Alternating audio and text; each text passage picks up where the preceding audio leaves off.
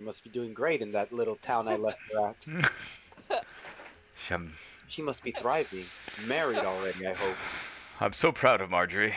She is my sunshine. All right. Um, I will. I will say, Mama, Papa, I am off to my first job as a hunter. Your mother sniffs as she barely can contain the tears. We're just so proud of my little boy. Please, mother, do not shed tears for my success. And I will toss a handkerchief at her face.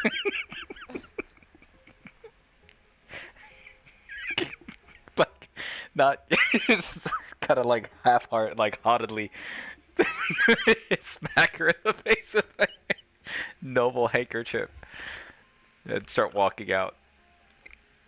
Your mother, tears in her eyes, just smiles through the whole thing, nonchalantly grabs the handkerchief and just holds it with both hands. And so Saul's first hunt was no glorious march beyond the walls, but to a stinky well. The ca- Are we heading to the well? Yes, yes, I am heading to the well.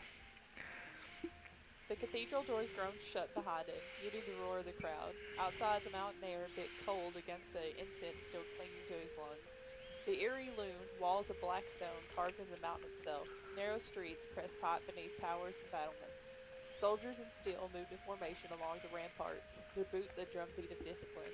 Smoke from forges drifted through the spires, acrid and heavy. To leave the fortress was the followed stone-cut road down the mountain. Sol descended with the wind in his hair, his new pendant heavy on his chest. The path bent sharply, hugging cliffs where gulls wheeled far below. Marchlight sprawled ahead, a patchwork of crooked roofs and chimney smoke, a living thing grown wild beyond the fortress's shadow.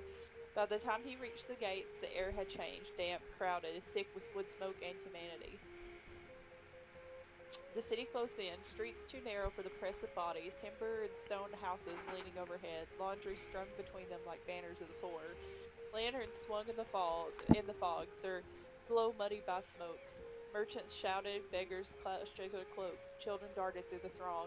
The smells of horse sweat, spilled ale, and refuse all fought for dominance. Where do you go? In the direction of the well. Okay. Like, that's, I'm just gonna go straight there. Okay. I'm a man on a mission. At last the square opened. The well stood at its center like a wounded sentinel. The stone rim was carved with faded markings, their grooves By the way, nearly am worn I, smooth. sorry, am I being followed by anyone? Like, are people, like, cheering me on as I go do my, like, first mission? No. They don't care? Like, they did a So celebration? roll history. Okay. You're unpopular in the city. That's it. That's the history. You are not a So popular person. 18. Let's go. So, with your experience with the Order of the Helm, and with growing up in a noble family, and with you jealously looking over your shoulder at Connor as a personality trait, you're very aware of the customs of the Eyrie. And one of the things is every year they have a mass induction of new hunters from all different sorts of noble backgrounds as they start new hunting parties. They do this in mass, and then they train you later. And the reason being is most people die within the first 6 months. So if you don't make it to the first 6 months, you don't even get training. I see. So no, they didn't notice. Well, whatever. I will loudly proclaim when I get to the well. I am here, Sol Windane, of the Windane family. um, so you want to walk up to the well and say that? Yes, declare it. Well, I was kind of posing, like, sticking my, like doing the, like, foot. Okay. As you approach the well, the stone rim is carved with faded markings, the grooves nearly worn smooth by the centuries. The water below is black and foul, glinting red in the lanterns. Guards kept the children's back, and they kept the children back. An old woman muttered into her shawl. A ragged preacher shouts curses of Helm's judgment, and the crowd hums with unease. Among them, one figure stood apart, black hair tied into a samurai's ponytail, tan skin, brown eyes sharp as blades, two daggers hung from his hips. their black steel etched with delicate sakura petals. He traced the runes in silence.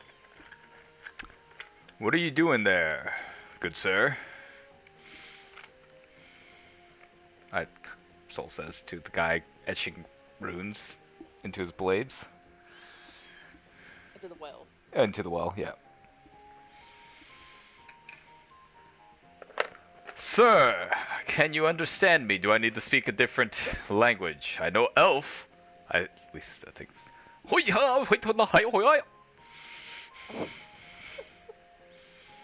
Excuse me.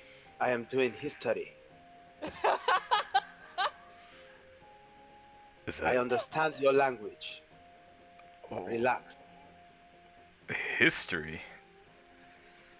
Good sir, I don't understand what you are doing carving, defacing a mighty public property here in the middle of town. Like, what history are we doing here? I heard a rumor. There is a relic in this well. I am seeking to leave marks to see if I can find it. Leave History marks. is what we find. Oh my gosh, it's one of these types of people. Help me. Sir, were you by chance ever dropped on your head when you were a kid? As he says that, I will turn around, stand up, stop doing the etchings, and as I stand, I'll just kind of give him an eye and notice that I am bulkier than him Oh, well. and say, young man, it is not nice to disrespect your elders. Where I am from, you respect your unis and opas. I'm going to also kind of start flexing my muscles, kind of intimidated by the fact that this guy's a little bit bulkier than me. Like, Do you have a business in this well? I'm gonna be completely honest, I have no clue what I'm supposed to do with this well. Like, what am I supposed to do with this well? I got sent to this well. Oh, I'm assuming he's the problem. So, okay, well, I'm gonna be like, I'm here to investigate this well because... Let me introduce myself, good sir. I apologize. I did not mean to offend you. I am a Knight of Helm. My name is Sol Windane. I am of the Windane family, and I'll kind of bow my head. Much better, young grasshopper. I am Lin Jin. I had to make sure. Sorry. Oh, I am Lin Jin. bless you, good sir. I am a sailor from faraway land. I have come to seek history. Much is to be learned from the past. Oh. That is how you and me have gotten here. From our great ancestors. This is true, yes. I have come from great ancestors, that is for sure. Why are you here in town? Other than to etch runes, you do know we have a library if you wish to partake in history. Since I am, how you say, from afar, I have not been granted access to these places. So I follow rumors, and I seek to find history wherever I can. I see. I actually do have access to these libraries. But you unfortunately do not, and you will have to go through the proper protocols to become a citizen of this land before you can access them. So, if, however, there is something you would like for me to search in the library, good sir, so that you do not write in there, if you tell me what you're seeking, I can go in and get it for you. I only seek artifacts of the past to be shared with others. So you think there's an artifact in this well? I believe so. How big is this well? Is it like a small well, big well? Pretty standard well. Okay. Is it like a deep well, or are we talking like a fountain? Deep well. Is it like big enough that someone could fit down it? Like, or is it just enough for like a rope and bucket sort of deal? No, it's big enough someone could fit down it, but the water stinks to high heavens and it's red, so Can we see the water? Like, is it the water up towards the surface, or is it down below and it's kind of dark and... it's down below, it's dark. You'd have to put a lantern down to see it, I believe. Okay. Do you smell that? Fresh air in the morning. The No. best kind. Coming from the well, do you smell that? That is shit. Who would do that down a well?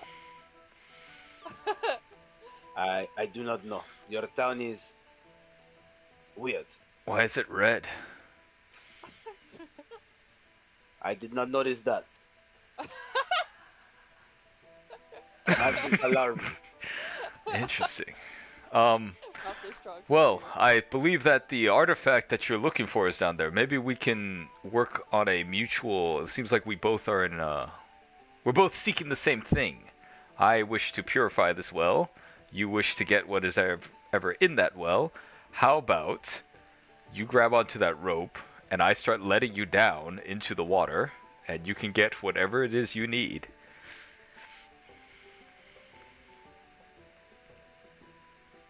You sound very smart, young man. Yes, that seems very, very wise. Thank you. I will say, if you betray me, I will hunt you down and your family. Good sir, Do not leave I me- am a Do not leave me in paladin. that well. I am a paladin of the Order of Helm. My word is binding, as is my oath. I see. Very good. Then, let the helm do what it will. I apologize, I will I never go. caught your names, good sir. Mr. Sol, my name is Ling Jin. Bless you, but what is your actual name? My name is Ling Jin. Yes. Oh, that's your name. Where are you from? From a land far away. I was brought on a ship. I worked as a sailor for some time. Now I want to be a discoverer of the past. What does Legion look like? Alright, if you see him, you'll just see just some black clothes, very buffed, robust man. Black hair with a ponytail, and then I have a picture. Oh yeah. oh yeah, Nikki has a picture. And then he has on both sides 2 daggers that have sakura flower petals all around the scabbards. Mm-hmm. I have never He's seen... around his I would say around 40, mid 40s. Okay. I'm in my mid-20s, my character, so... It's just fresh out of college age. Okay. I'll be like, okay, I will let you down into the well. I'll hold the rope as you go down, and maybe whatever it is you're seeking is what's causing the smell. So you obtain your artifact, and we purify this well. Sounds good, young soul. The square muttered above, townsfolk whispering of curses. Guards kept their distance, sneering at superstitions. Sol braced his boots against the wellstone rim, the rope taut in his hands, the weight of Lingen on the line. The rope hit softly as it slid through Sol's palms, damp with condensation from the mossy stones. Lantern light above only reached so far. Soon, Lingen's dark form dwindled, swallowed by shadows, until only the rope tied them together. Every shift, every scrape of the boot against stone, every faint splash below, Sol felt it. Am I at the bottom of the well now? Like I can touch the. That's where you want to go. At the bottom, Linjin's boots splashed into ankle-deep water. The rope swayed above. Soul's lifeline taut. Lantern in hand, Linjin saw the well was not just a reservoir, but opened into a subterranean chamber. The passage widened into a round vault beneath the city, carved ribs of stone arching overhead like the inside of some vast ribcage. Symbols spiraled around the walls, cracked and smeared with chalk. Moss glistened where condensation dripped. At the chamber center rose an altar stone, half submerged in dark water. Resting atop it was a bronze medallion etched with Helm's mark, but distorted, its lines forced and jagged, tarnished and scored as though pressed into place here against his will. I will head, but as I'm heading towards the altar where the bronze object is, I want to see. I want to analyze the writing, the walls. I want to take in the history of what was done in this altar. If it was sacrificial in nature, or it was just praying. Okay. Do you want to roll religion, history, arcana, investigation? I'll do. I'll do religion. I'll do religion. I'll do religion. Sounds appropriate right now. What'd you get? I got a 12.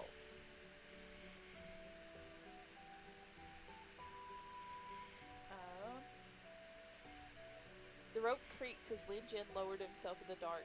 The lantern was swinging at his side. Lin Jin kneels to study the medallion, tracing the lines with his fingertips. His voice echoes softly down the chamber. He recognizes the mark of Helm, but he cannot tell it as false. To Lin, the medallion is Helm's symbol, ancient and genuine. He believes the medallion might be a relic of Helm's earliest crusaders, holy if corrupted by time. He misses. Okay. Now, do I see like it's just hanging on the altar? There's no like wires on it. Anything suspicious? Nope, the medallion gleams faintly as your lantern light catches its surface. The symbol of Helm is etched there, it's worn but unmistakable. Through the water around it stinks of iron and rot, you sense this relic once carried power, perhaps from Helm's earliest crusaders. Time and corruption have fouled it, but it remains holy in its own way. I will grab the bronze medallion. I will leave like a little, like you know how an artist leaves his signature on his paintings? I want to leave a little signature of like I was here.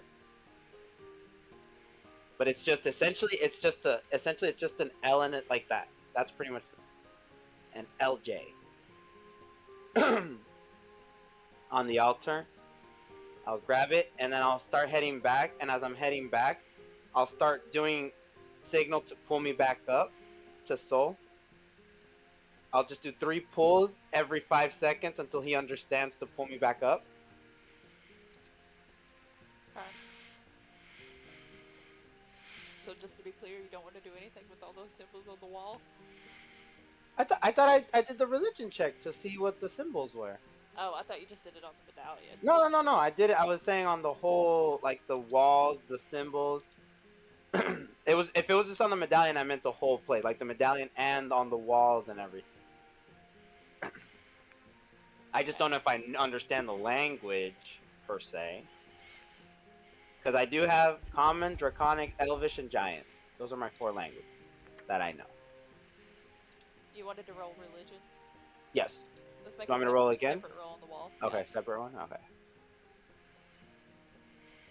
Wow, a 12 again.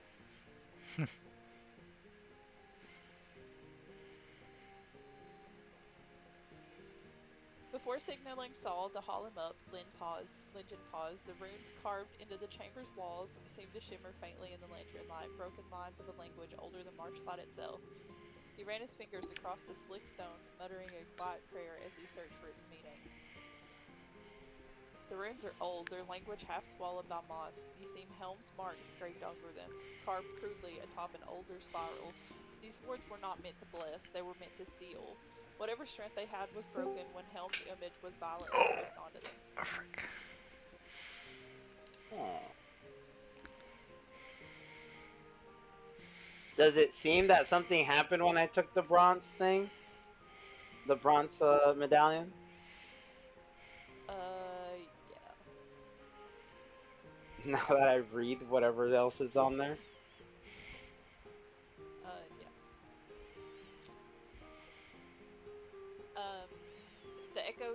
The chamber echoed with a drip of water as Linjin knelt at the altar. His lantern light flickers across the medallion, its tarnished face etched with Helm's marks. He slides the daggers at his hips aside and carefully pried it free. The medallion resisted at first as though clinging to the stone, but then came loose with a wet sucking sound. For an instant, the chamber seemed to sigh. The water at his boots rippled outward, disturbed by nothing visible. The smell of iron thickened, coating his tongue. Lim pulled a scrap of chalk from his satchel. He leaned close to the altar stone and scrawled a small signature, a flourish of the hand, proof that he had been there, a mark to say Linjin passed this way.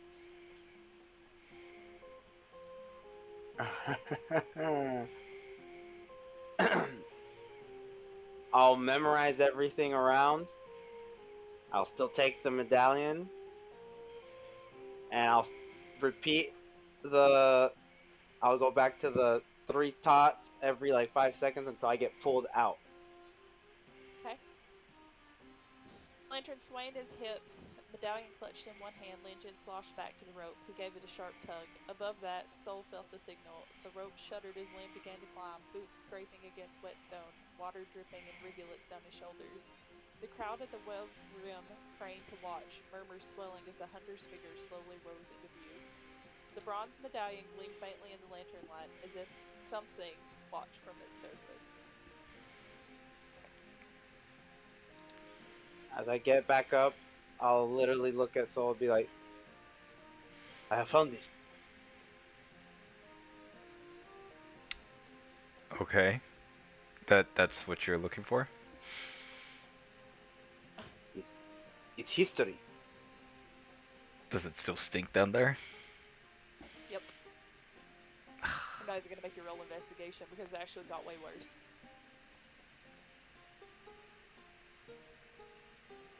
History. I see. There wasn't anything else down there that you could have fixed?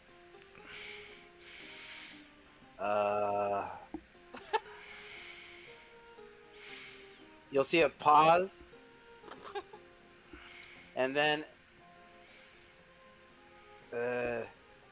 Maknae Sol. Place was sealed, apparently used to trap something, but it seems I have disturbed whatever was placed. I don't know, but I have the history. That is very good for you, Lee. Wait, you said there's like stuff down there, like in the walls? Correct. Okay. Or does it look like it's carved into the walls, or? Maknae Sol is history down there. Yes, but that history is causing a big stink inside the city well. I did not think that was. I thought that was just shit. When you were down there, did you see Eddie? Did I? I don't know. Lee, I need you to go back down there and see if there's anything there that is causing the stink. I understand, but Yes. I don't know who Lee is. My name is Lin Jin. Same thing. That sounds the same. Okay, Lin. Okay. Respect your unis and oppas. Yes. Sorry, are you my uni or my oppa? I am your oppa. I'm just saying it in general. And uni is. Big sister. Sister. Oh. Only the big ones, though. I don't have an older sister. Then you have a Maknae. Oh, Maknai Marjorie? Is she a girl? Yes. Okay, yes, you are correcto. But with these days, with the youth being the way they are, you never know. I see that there is very true here in this place. Very open. uh, anyways, Lynn, if you want to keep your artifact that you found right here on the side, and go right back down there if you can, and No, see. no. History is not kept, soul. History is shared. Okay, okay. Lynn, whatever you want to do with that artifact is up to you. That is 100% perfectly fine. I just need to know. All I care about is the stink in this well. Okay. How about I pull you down and you check? I don't know. How much can you lift, Lynn? As he says that, I'll just kind of point towards the well, like in the gym style. Like, you tell me. Roll performance. Or deception. Your pick. Deception? What you If mean? you I'm believe what being you're saying, truthful. roll performance. What you mean deception? What's your? Where's my performance? Hey, if his strength is an 8, then he's 100% lying. I got an 18. An 18? Uh-huh. Okay. So, you believe him. As you see his massive pecs just ripple through his arms, you're like, this is the arm of a man who can get me down this well and back. Okay, let me take my armor off. No need. I got you. No, I don't want it getting rusted. Oh, fair. Okay. I'll take off my armor and put it How off to the expensive side. does his armor look, Nikki? Expensive.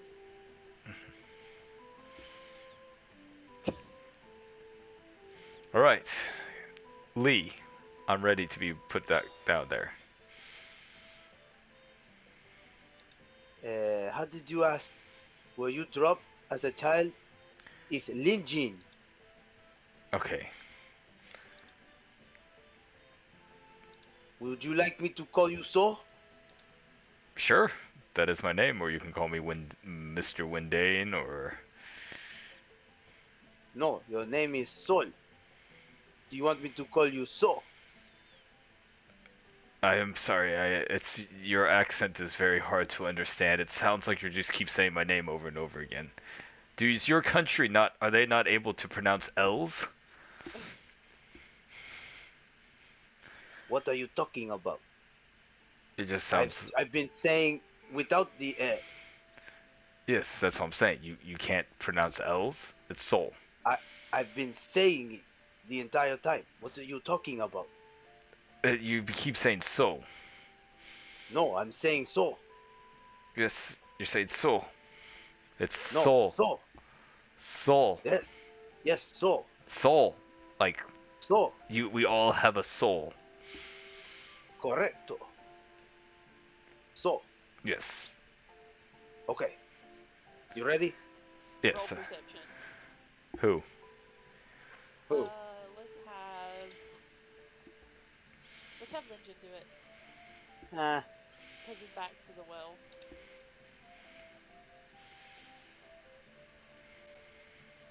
Oh, okay, I thought that was a 1. 10. 10. With the 10, you're noticing more and more people are starting to stare at you two fighting in front of the stinking well. So, time to go down. Everyone, I got this. I'm going down. Okay. I will lower him. The crowd seemed to disperse lightly as Soul loosened the clasps of his armor piece by piece until his steel plates lay stacked at the well's rim. Gasps rippled through the squares at the side of the hunter, stripping his protection so soon after taking his oath. Some say bravery, others say stupidity. Without the weight of his armor, Soul moved more lightly. He wound the rope around his gauntleted hands and nodded. Linjin, still dripping from his climb, braced himself and steadied the line. His knuckles whitened on the hem. The rope creaked as Saul eased himself over the edge, lantern light clutched in one hand. The stench of rotten iron thickened as the circle of light above shrank smaller and smaller until March light was only a muffled hum overhead. Saul's boots splashed in the same ankle-deep water, rippling outward across the hollow chamber. Moss clung to the walls, faint runes spiraling like veins around the circumference. Where Linjin had scraped the chalk and left his signature, the stone still wept a faint trickle of red-tinged water. The altar stone loomed at the center, its top now bare where the medallion had once been pried loose.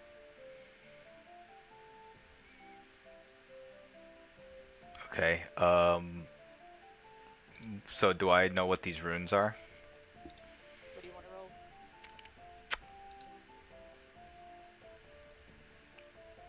Religion.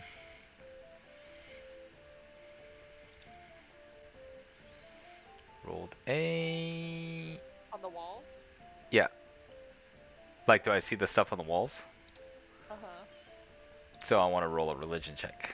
Like, is this heretical? Yep, do it. 18. Saul, looking at the wall, sees the truth where Linjin could not. Helm's mark covered here is a false mark, an intruder laid atop older wards. These runes were not meant to sanctify, but to seal something beneath the city. The medallion that Lynn carries is the counterfeit piece binding this fragile balance together. Removing it didn't redeem the chamber, it weakened the seal even further. This spiral of runes is no prayer, it's a log, a binding pressed into the stone with intent as old as the veil itself. Helm's mark has been crudely scratched atop of it, overriding the original seal like a bandage over a wound. The medallion Lynn holds is no relic, it's a counterfeit. Oh, did you say that? Did I know? I don't think I don't. I'll say I didn't notice.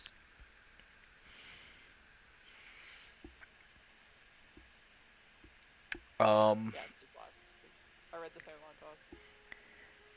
Is there anything in the water? Roll investigation.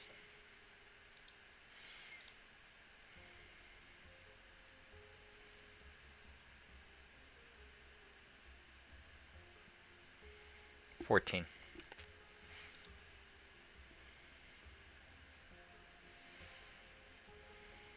The ripples of Saul's boots spread outward, lantern-like gleaming across the shallow pool, the smell of iron still clinging to his tongue, heavier here than in the whale's mouth. Saul crouched, letting the light spill across the water's surface.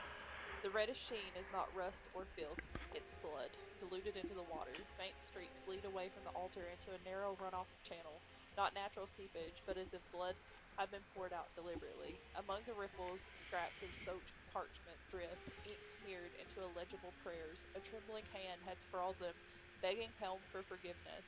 Some are simply signed with the letter M. The water itself is tainted because someone prayed here in desperation, wounding the wards with blood offerings and dark magic. Okay, I gotta report this to the church. I'll just go over and I'll tug on the rope, yell up, Lee, I need the help. Help me up. I wanted to be such a dick and be like, you feel nothing. Well, I'm just kidding. I'll pull him up, but I want to do it essentially. One arm's like relaxed, and then my other arm is just going like that, like.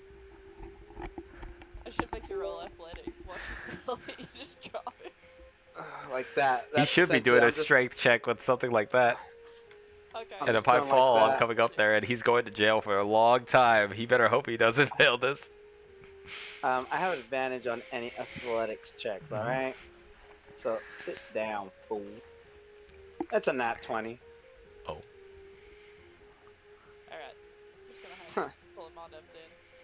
As you show off, you look around and you notice that some of the villagers are watching you. Some of them seem interested, and some of them are just confused. Maybe concerned. The lantern light quivers as Soul gave the rope a sharp tug. Above, Lynn steadied himself, bracing with both arms as he hauled Saul upwards. Water streamed off his boots, dripping back into the dark below. When Saul's head crested the rim, the crowd pressed close, merchants, guards, and peasants alike, whispering and craning to see. Lynn already stood proudly beside them, holding his medallion aloft in his hands, its tarnished bronze catching the light. Gasps spread through the square. "A relic of Helm!" cried one ragged creature. "Proof the vigil watches," hissed a merchant. Guards muttered uneasily, their eyes darting between the symbol and the corrupted water. Saul climbed out, dripping but unbowed, his armor lying in a neat pile beside the well. What do you do? I'm gonna be like, I'm gonna put my armor back on. I'll tell Lynn, alright, Lynn, it seems like that was blood down there. I don't know if you noticed. Lots of blood. And that thing you're holding is a fake. As you say that, I grab it. I throw it on the floor. Does it break?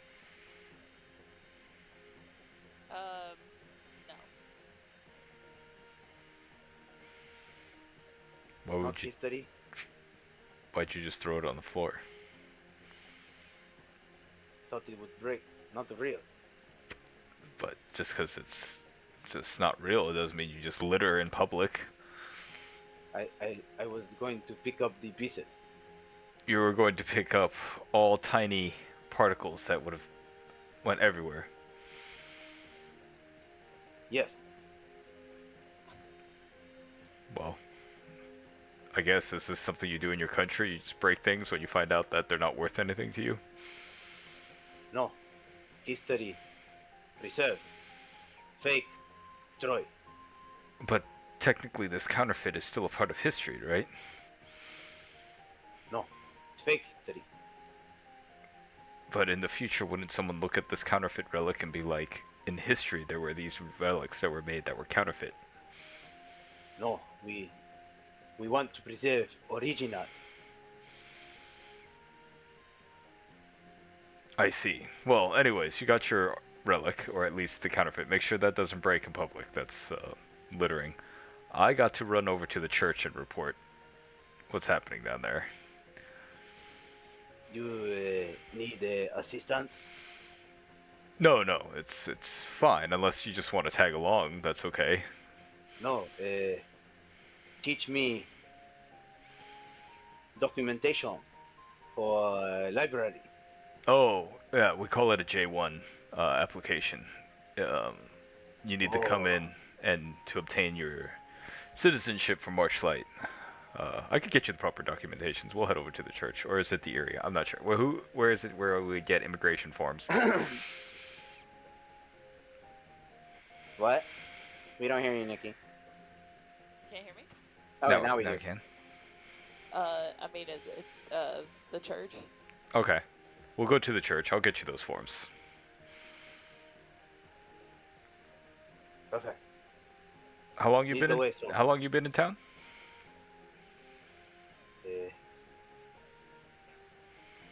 A couple of weeks. Okay. Then we definitely got to get you that. Don't want you going back on a ship out of here, you know? Oh, no ship. I have to stay here for the time being. Why is that? You ask a lot of questions, so. Well, yes, it's history. Ah, you are learning. Anyways, come with me. I'll show you the forms that you need. Sounds The like a square plan. still buzzed with unease as Saul tightened his armor straps with sharp motions, eyes fixed on the medallion glinting dully in the torchlight where Lynn had hurled it. Without waiting for agreement for Lynn, Jin, Saul turned and strode towards the alleys, his boots ringing hard against the cobblestones. Lynn Jin fell into step, his jaw set, the crowd parting behind them like ripples after a stone in water. The weight of the order carried them deeper through Marchlight's labyrinth, crooked timber homes sagging overhead, shutters clattering in the river fog breeze, the stink of fish and tallow smoke, torches hissed in iron brackets. Somewhere a drunk sang off key, somewhere else a child wept. Above them, the Erie's black mountain loomed over, its watchfires burning high in the towers. At last they reached the whitestone annex of the Order of Helm, attached to the older ring of the bottom of the mountain. Its walls were plain but solid, lanterns burning with steady oil rather than smoky tallow. At the doors, guards bearing helms sunburst signal raised their halberds, but recognition passed quickly. Sol Windane, sworn hunter and fresh oath bearer. Inside, the chambers was lit by cold can. Inside, the chamber was lit by cold lanterns. Stone benches lined the walls, and iron racks held scrolls and ledgers. Clerks moved in between tall desks, their robes gray, their faces pale from long nights of record keeping.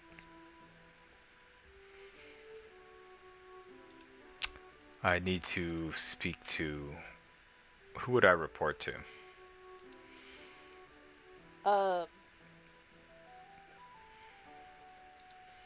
Do I have like a commanding officer or... We're all about respecting the chain of command here. I need to know who my superior is that I need to report to. Paladin Heinrich? Alright. I'll talk to the... There's a reception, right? Like a front desk. I'll say... I need to speak with Paladin Heinrich. Okay. What's up? Oh, and I need forms for this man over here, Lynn. The Whitestone annex of the Order loomed plain but solid, lanterns burning steady at the doors. Guards raised their halberds in recognition. As Sol walked by them, the ink of his oath still fresh in the cathedral's ledgers. Inside, the hall smelled of wax and parchment, stone benches. Wait, I've already read all this. Whoops. Sol strolled past the front desk, dripping well watered and streaked with red stains. His armor lay bundled in some of his armor lay bundled still in his arms. The clerk behind the desk, a thin man with ink-stained fingers, looked up in surprise. "State your Paladin Heinrich." Sol's voice cut through the hall like a blade. The clerk blinked, ink still dripping from his quill. He stammered, unused to such a demand, but the look on Sol's face left no room for delay today. Footsteps echoed only moments later as Paladin Heinrich emerged from a side chamber. He was a man in his late 40s with a face worn hard by duty, his hair cut close and touched with gray at the temples. His armor was not ceremonious but plain steel, its edges scuffed from use, his surcoat marked with helm's sunburst. He stared at Sol with cold eyes, then shifted to Linjin, who still clutched the bronze medallion. "Windane," Heinrich said, voice low and graveled. Your oath is scarcely sworn, and you've already stand dripping blood in my hall. Speak, what have you brought me?" I have to report that I found some heretical magic being done on the well here in town. There's full of blood and there are runes looking like they are sealing something.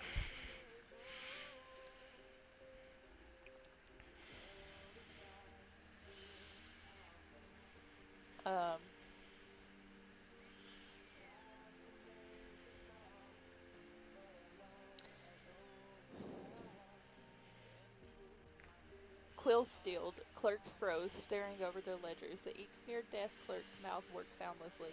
Paladin Heinrich's eyes narrowed, his jaw set hard as iron. He stepped down from the dais with heavy steel of his boots striking at stone. Blood and the city's water, veil marked the face, and a false relic paraded as holy. His voice cut like a hammer. "Fall, this is not some broken sewer, Windane. This is blasphemy carved into our very city's foundations." He turned to the other clerks. "Send word to the cathedral guard. The quarter will be watched, and you," he fixed his gaze back on Sol and Linjin, "you will trace this wound to its source."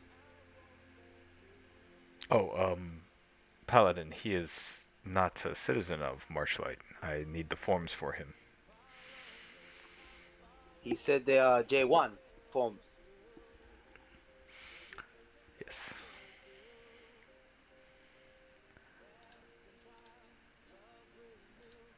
Hold on. I believe they're called the Certificate of Eligibility for Exchange Visitor Status.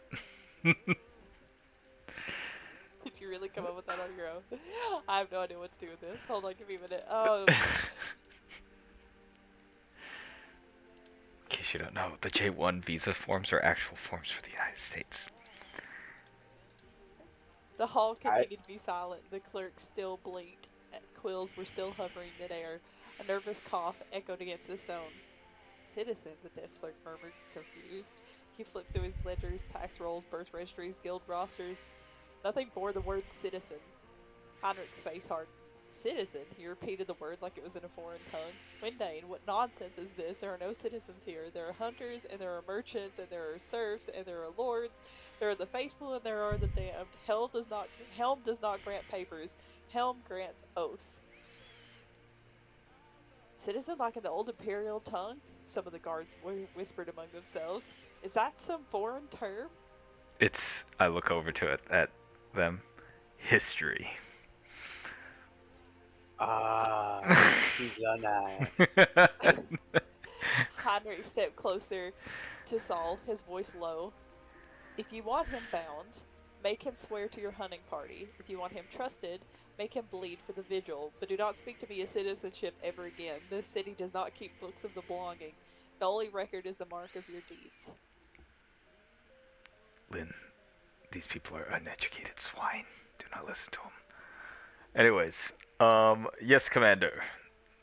Whatever it is, we will do it. Lynn, would you like to join me in the investigation of this well? You have two options, as you heard from the commander. Either you can join my party, I am a hunter for the Erie, as well as a Order of the Helm Paladin, as you can see. Or you can swear yourself to the Order and become part of the Order of Helm.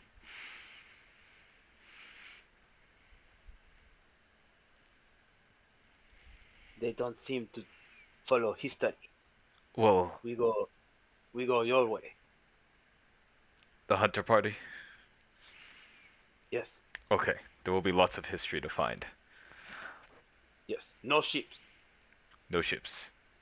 No ships. No ships, Commander.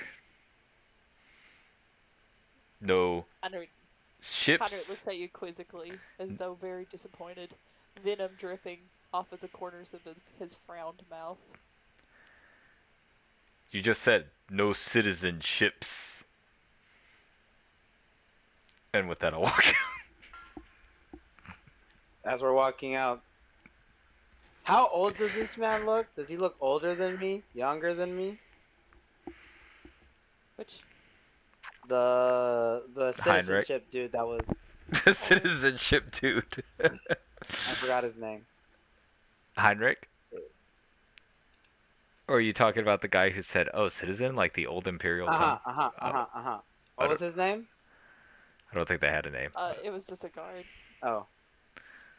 As we're walking, I'll just give a slight bow, just like the head one. Thank you. Have a wonderful day. And as I just turn around, I'll flaunt my muscles a bit and walk out. Quill scratched furiously as the duo left the building, scribbling a new word into their ledgers, though they had no column for it. The ink looked awkward, out of place, but there it stood. Lin Jin, join hunting party. Citizenship requested? Question mark.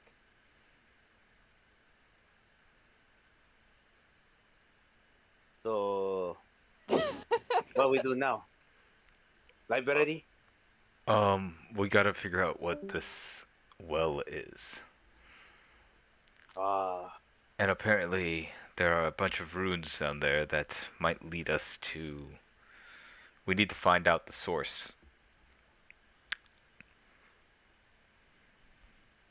No? Unless you would like to rest up and save it for tomorrow.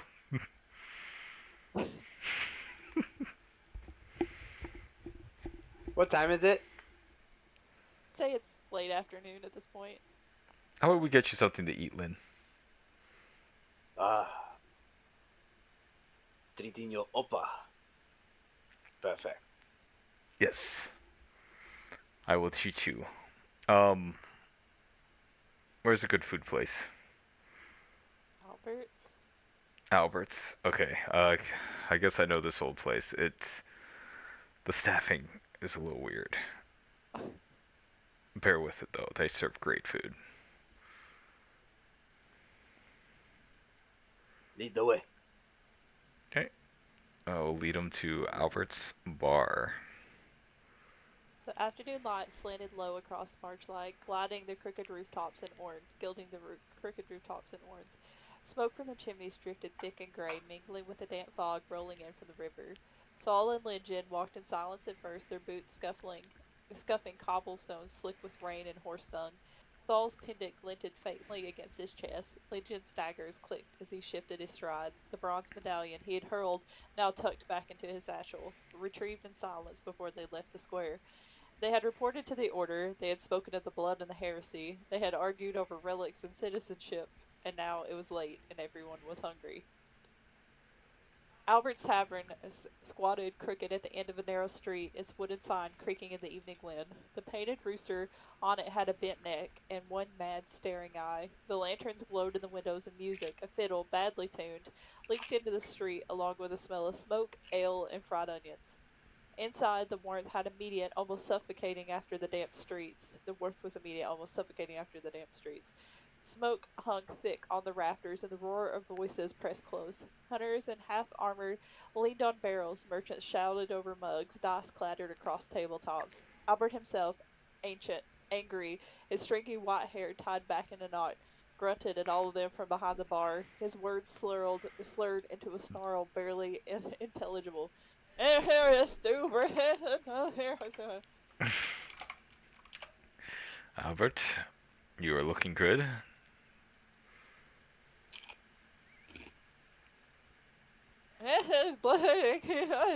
There he is. Lynn, this right here is Albert's bar. You don't understand my accent, but understand that.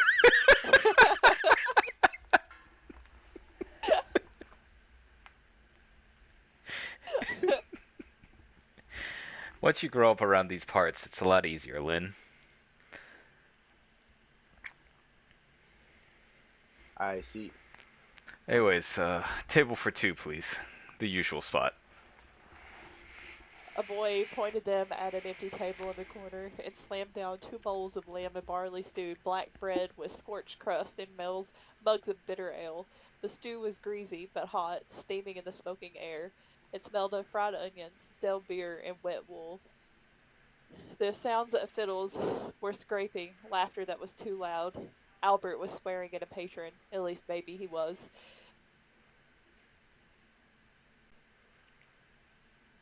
So, Lynn, tell me a little bit about yourself. What brought you here? I know you say history, but there's more to it. You said no ships. You came in on a ship, but you say no ships, and what brought you here? Very long story. In my homeland, I work as farmer. I protect. You were The former what? No, I live with this family and protect the land. They were farmers. Former what? Like No, what was, farmer. Oh, farmer. Okay. Yes. Okay, I thought you were saying former, like they were former what's, like former something. No. They were farmer. Okay. One day, many people came and they threatened the farmer. So I gave myself to protect them and was put in a ship to work. Many years passed and I made it here. You worked on a ship for 4 years? No, many years. Oh, many. How long is many? I don't know. I did not count. How did you? Why are you not still on the ship? I found history. Did the history have anything to do with that relic that you No, obtained? no. Oh. I found other history, and they gave money for that history. Oh, I see. So you found a profitable business in obtaining history and selling it? Yes, I see. So you are a what's the word? You're a merchant of sorts, antique merchant. yes. So what is your goal, Lin? What's your dream? I want to open a place with history so many can come to see it. I've heard of those places before. They were very amusing. Yes. Amusing. I couldn't remember a word, but it was amusing stuff to see. No, history. History, yes, but people found them very amusing, and I couldn't remember. They named a building after it. Of look at all these amusing things from history.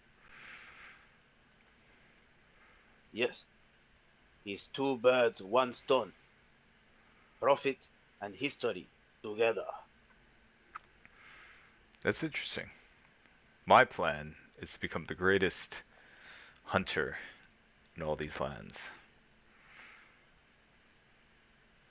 You need to eat more for that. You're As looking you weak. Cutting, going more Ah, for tone. As a paladin ah, of Helm, where it can't just be muscular, we have to be relatable to the people. We have to give them ah, something that they can aspire to achieve. If I got too big, it would discourage recruitment efforts, as people would never be able to match the bar ah. that we are setting. as you take a bite of the stew, the taste of iron lingers on your tongue, foul and wrong. Though the stew is hot and the ale was freshly drawn upon your entering, the taste of blood becomes stronger with every bite. Albert, I told you I do not like it raw.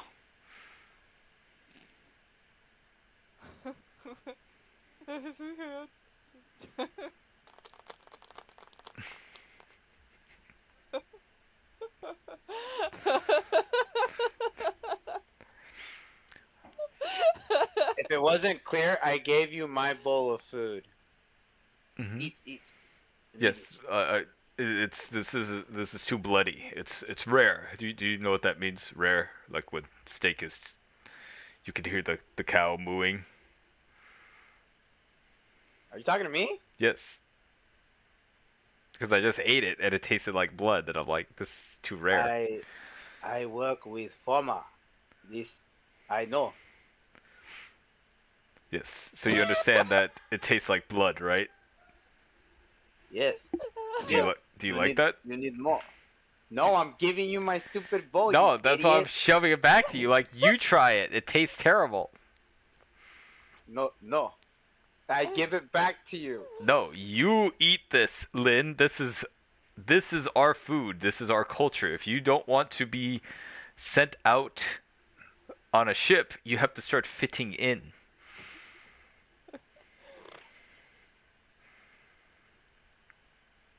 I look at the door. I look back at him.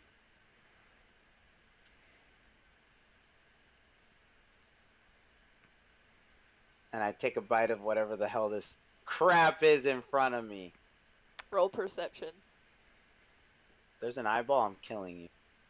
I had to eat it too. That's a nat one. Oh, it's going to be an eyeball. You, um, you know, so much about this culture is strange. The soup is really, really bad, but you know, that's probably what you deserve. Divine punishment. I see. The ancestors are mad. but I shall eat. Lynn, you actually And like that stuff? no, trash.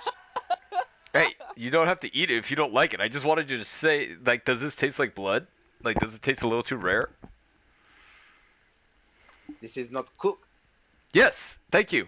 Albert, another person said it wasn't cooked. What? Can we get 2 new bowls? Well, I don't know. He You, slams some you things eat it, around on the Albert. counter. Eat your own soup. He slams some things around the counter and he walks over to you in a huff. Click, click, click, click. He clicks because his gait is uneven and he has keys in his pocket. As he reaches down, he grabs the soup bowl from in front of you, looks you in the eye, takes a spoon and takes a big bite.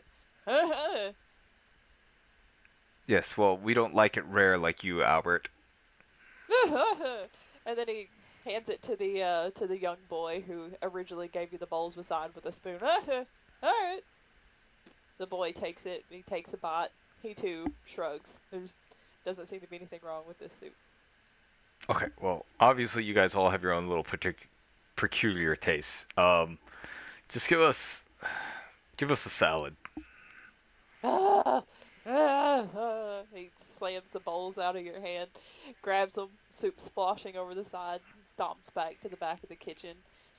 A few minutes later, he comes back with a tray of roasted vegetables, fresh brown bread, and 2 new jugs of ale, and he slides it on the table.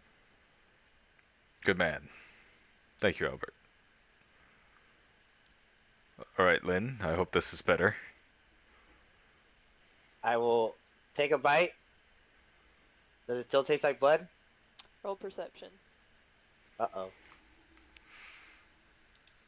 Does it taste like poison? 15. With a 15, what you thought was peculiar before you now know is a problem. You've taken a bite of essentially just basic roasted vegetables with no seasoning and bread, and it tastes overwhelmingly like blood. Maknai Soy, Yes. we have a problem. What is the problem? You and me are receiving divine punishment. What are you talking about? I'm gonna take a bite of the vegetables. Do I taste blood? Yep. I said I don't want it raw and throw it at the counter. Damn it, Albert! I told you how we like it. If this is how you treat our customers after my family has been here all the time, then you lost our business. That's it. Lynn, we're leaving. As you get up and you turn to stomp out of the door, you notice that there's something stuck to your shoe. I'll look under. It looks like wet paper. I'll lift it up and look at it.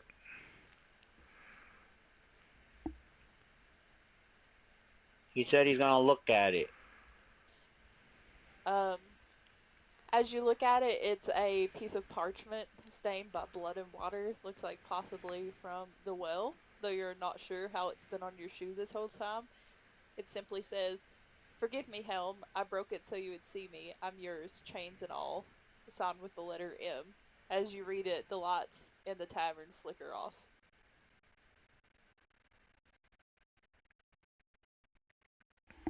Shoddy place you're running here, Albert. Terrible food, and now your candles can't even stay alight. Lynn, let's get out of here. I grab a bit of salt if I can find some, and I just pour it on myself, and I start chanting a mantra as I follow Soul out of here. Oh no no no no no no no no! Oh no no no no no no no! Oh no no no no no no no no!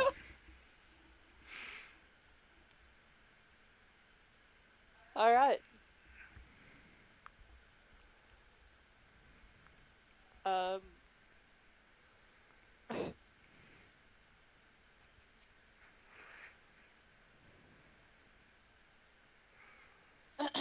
Just like that, the tavern became a tomb.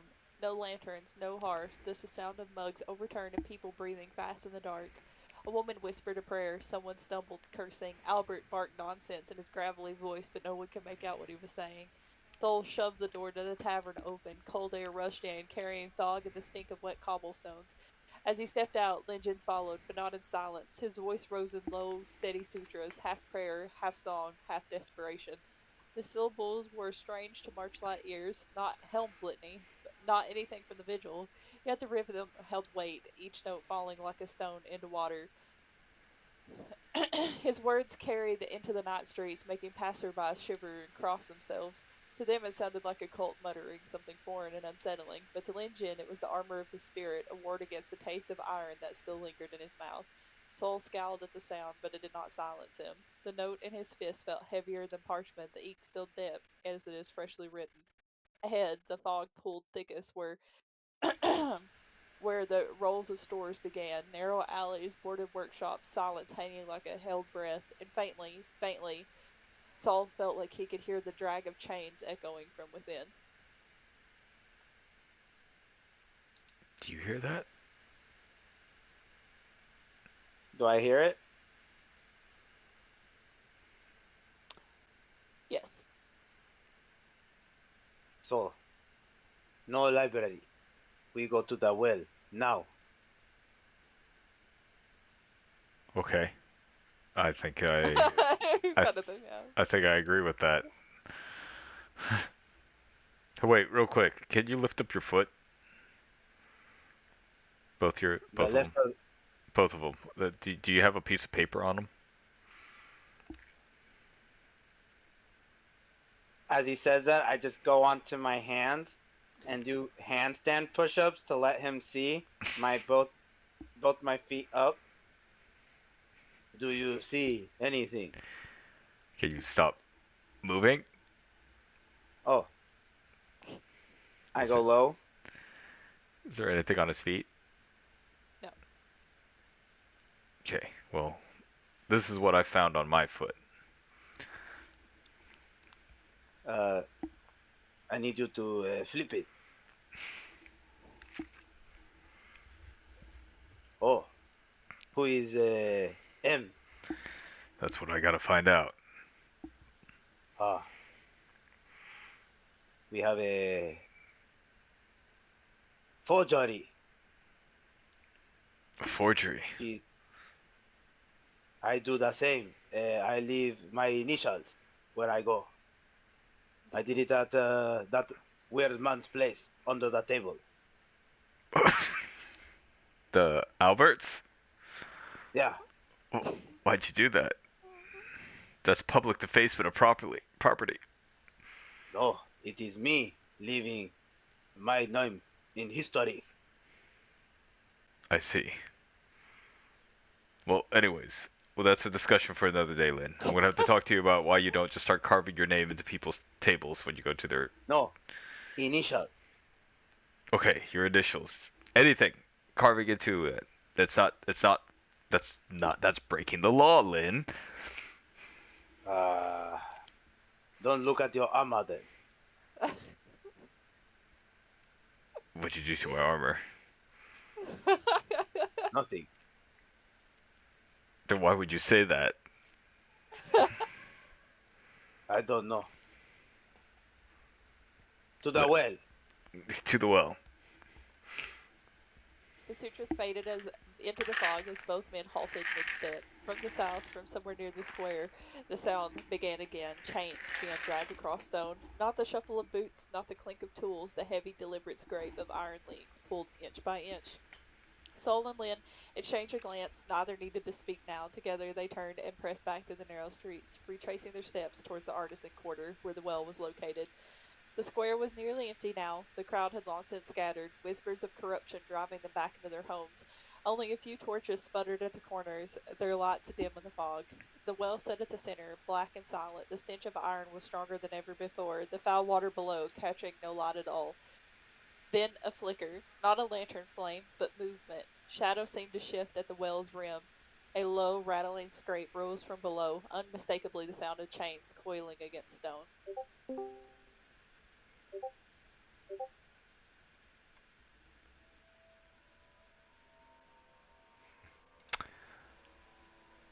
Alright, Lynn, stand back. It seems like I need to purify this well.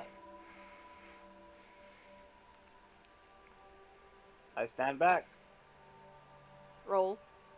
What would you like to roll? I would like to pray to Helm to try and purify this well. So religion. Alright, roll. Where's my religion? There it is. A 7.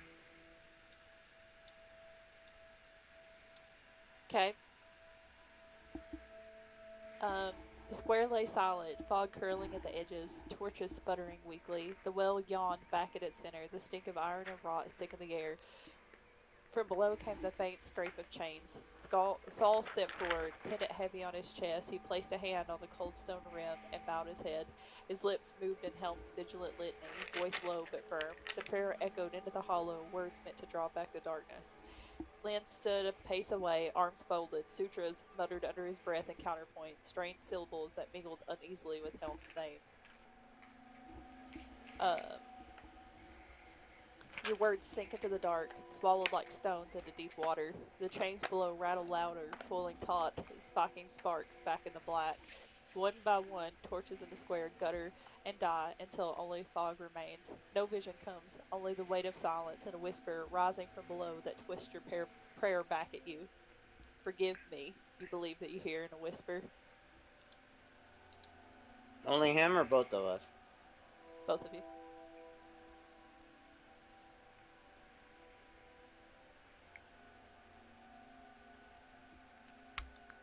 Your prayer not working. I don't know why. That does make sense. Let me try something here, and I'm going to start praying again, and I'm going to cast or call down a divine smite down into the well.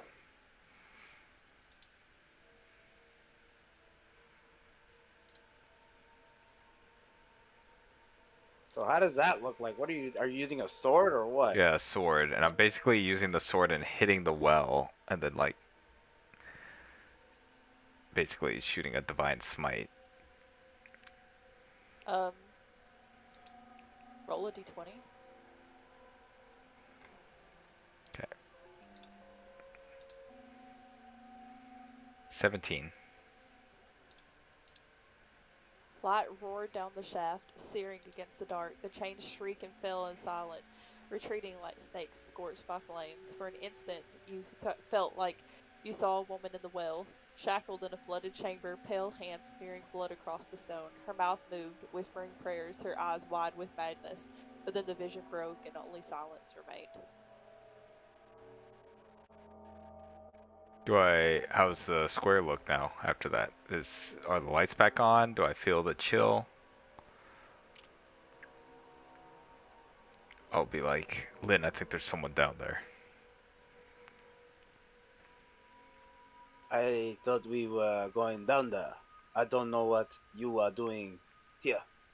I was trying to send a holy smite down there in case there was something in our path, which there seemed to be. She ran deeper into the well, which now we can go down there, chase after her. I go first. Protect you, Maknai. Okay, Opai. Appa? No. Yes.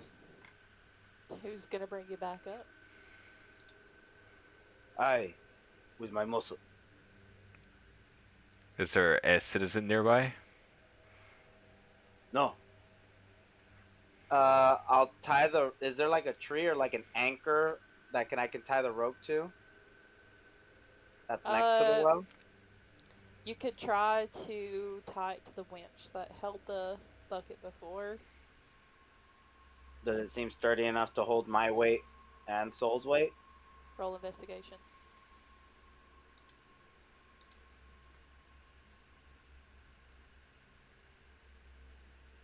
That's a 10.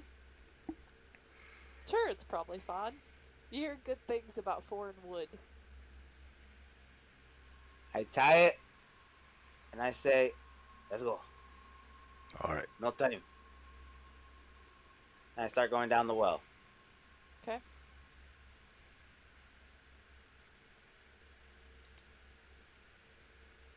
So.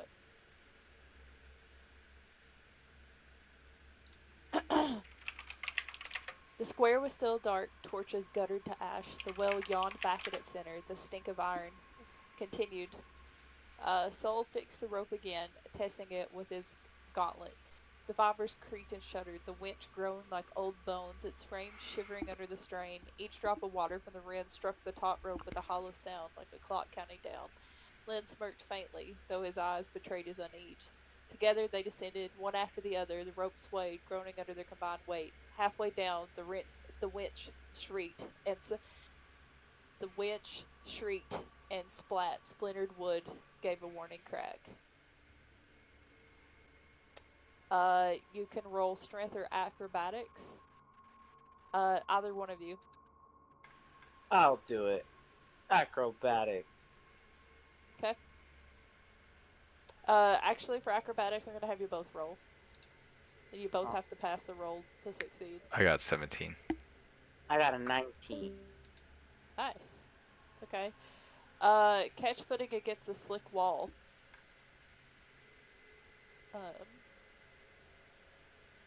You catch footing against the slick wall, and you're able to slowly lower yourself down the rest of the chamber.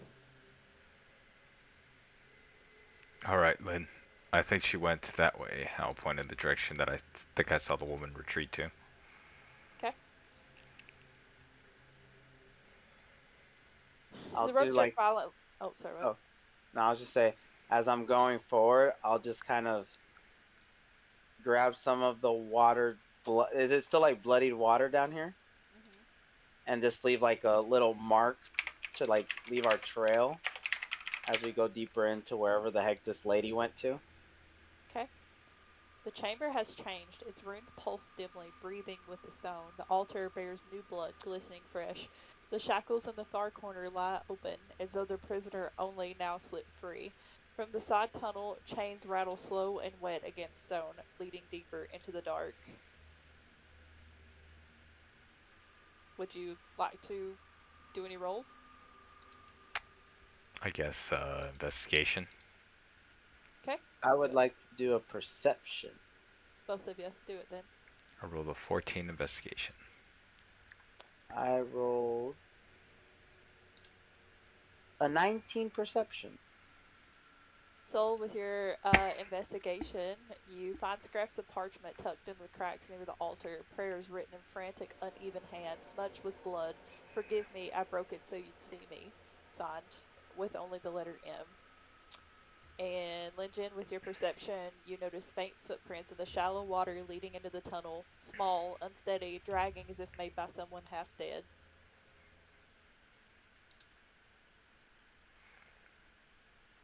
I'll draw my sword and basically start moving forward. I will draw my 2 sakura flower daggers and follow suit. Okay. Lantern light glistened off the black water as Sol and Lynn stepped into the tunnel. It was narrow, walls so close their shoulders brushed slick stones, ceilings so low that Sol had to hunch. The water reached their knees, icy, carrying a slow current that tugged at their boots. Each step echoed, the ripple of water, the scrape of chainmail, the faint ring of Lynn's daggers against their hilts. The sound of chains dragging grew louder ahead, rattling off the walls in uneven bursts, sometimes slow, sometimes quick, as if whoever dragged them staggered and fell and then lurched forward again.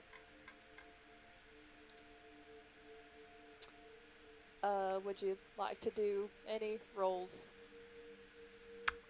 Perception. Okay. I'll do. You know what? I'll just assist Soul. I'll kind of like move some of the water, like show him the track marks so he has advantage on them. Okay.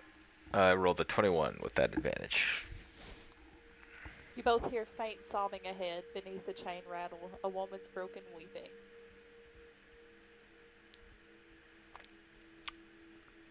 Alright, stay behind me, Jen. Let me talk to this woman. You don't see her, for the record. I hear her, though. You just hear her? Yep. I'll start walking and I'll actually call out. Hello? Who's there? As you call out, your voice echoes off the walls, but you hear no response. The tunnel continues to narrow. Water is now up to your knees. Soul's lantern light quivers against the black surface and the water ripples. At first it was the shapes moving beneath the surface, then dozens of rats broke free, soaking wet, their fur slick and patchy, their bodies pale from long darkness. Their squeals echo horribly in the taut stone passage. They surge against Soul and Lunjin, claw scratching, teeth snapping, tails thrashing. Roll for initiative. Oh! You killed us, Soul. No. This well killed us. I rolled 15. I rolled a 13. Heh. Stay below me. That's Kid. my muscles doing the work. You're like, stay below me, kid. The water splashes as pale, squealing rats surge against your legs. The lantern light catches their slick fur and their snapping teeth. One floats dead among them. Its belly is stitched with runes.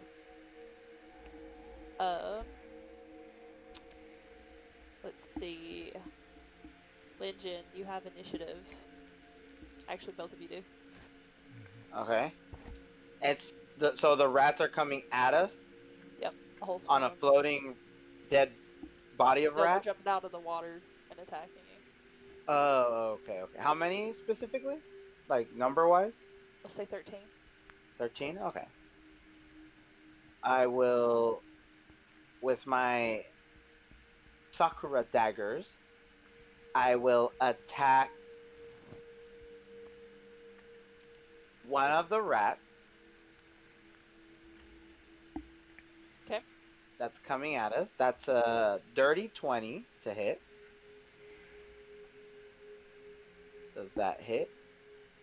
I assume Yes. so. Okay. What if that doesn't hit? It's over.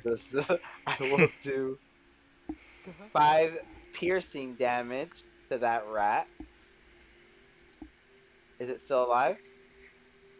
No, in fact, you took down 2 to 3 of them with the same strike. Oh. Okay. Okay. And then as I do that, no, that's all I can do. I'm level 1. I can't do anything else. Yep. That's it. I feel I it. just intimidately look at them with both daggers, like, come at me. Oh, sorry. Come at me. Got so scared you forgot your accent for a minute. Yep. The swarm is weakened, but still pressing forward. There are about 10 left, plus the stitched rat bobbing at the edge of the lantern light that has not approached. Okay. You're up next, Sol. I will also attack the rats. 17 to hit.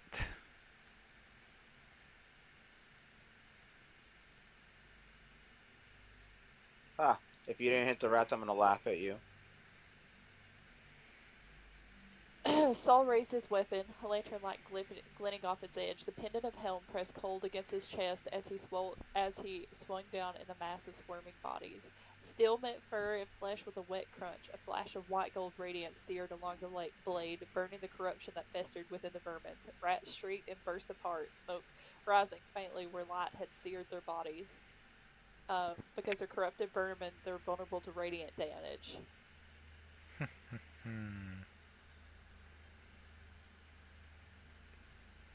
Well. Well. There are 8 rats left. Figure out how much damage a rat does. Hold on. For the record, I'm making all this up as we go. I mean, I don't think rats are gonna be like super OP, but yeah, the numbers do add up. Let's see. Rat D&D 5e. Okay. Um, They have 1 hit point. They have an armor class of 10. They do. Yeah, but there's 8 left. Hmm. They have a +0 to okay. hit. They do 1d1. So I rolled 14 against Soul and 18 against Linjin. 14.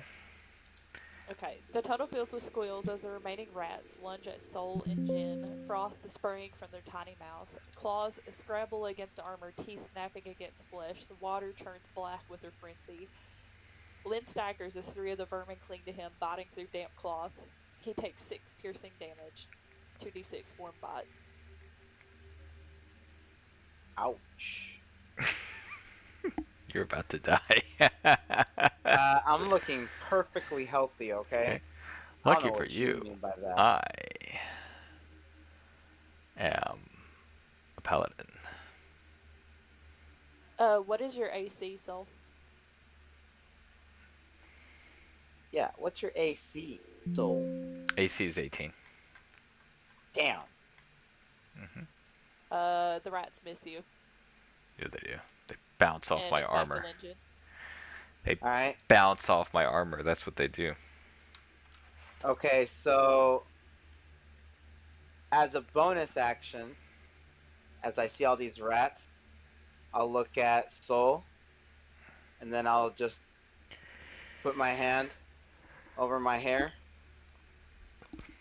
and then flex super hard, and then as a bonus action, cast Second Wind on myself, so I heal 1d10 plus 1 HP. Oh, you're gonna kind of overheal yourself here.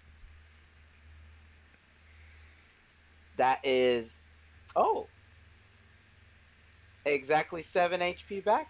So I'm looking chipper again. Oh, I'm looking fine. I'm looking healthy. And then I grab with my left hand my other Sakura dagger, and I attack the rat. Let's see, does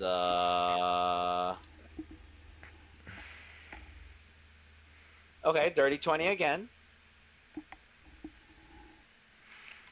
Does that hit? Yes. Yeah, of course it does. I don't know why I'm asking.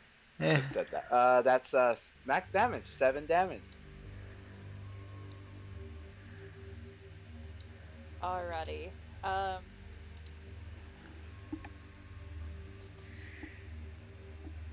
Lynn slashes through the clinging rat, skewering 2 and kicking another one off in the water. The swarm squeals and writhes, body sinking beneath the surface. Only 3 rats remain, snapping desperately at his legs, and the stitch rat, its belly glowing red, bobbing closer with unnatural stillness. Okay, now I'm gonna swing to try and finish off the last couple. Okay, roll. That one, 6. Useless paladin.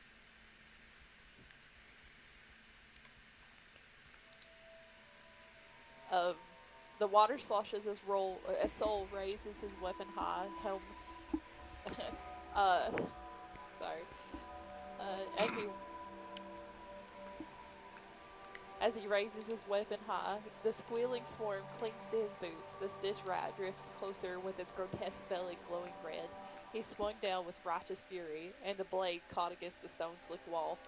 The clang rang painfully through the tunnel, sparks skittering across the wet surface. The weapon slipped from his grasp, splashing into the foul water. For a heartbeat, he stood weaponless, the stench of blood thick in his nose.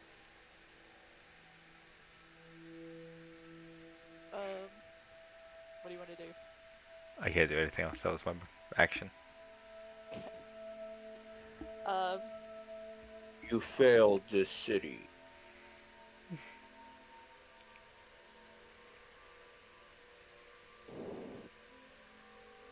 Yeah, Nikki got of the pale. Sorry. Okay. The last of the pale vermin squeals as Soul's weapon clatters into the water. Seizing the chance, they surge forward, claws scrabbling, teeth snapping, water turning black with their frenzy. They roll. So I rolled a 19 against Soul. Hit. I did 8 piercing damage as the rats sink their teeth into your exposed arm and thigh. Is that all they got? Meanwhile, You're the looking Stitch dead. Rat bobs closer, its belly pulsing brighter, glowing runes leaking a faint red shimmer into the water. The glow spreads into the current like veins, racing towards Soul and Linjin's boots. It is Linjin's turn. Okay. How close is the stitched rat coming at us? Like, is it melee distance? It's still a little bit Say just out away. of it. If you step Just out forward, of you it? can probably hit it. Does it look like it's going to explode? Yep. Okay.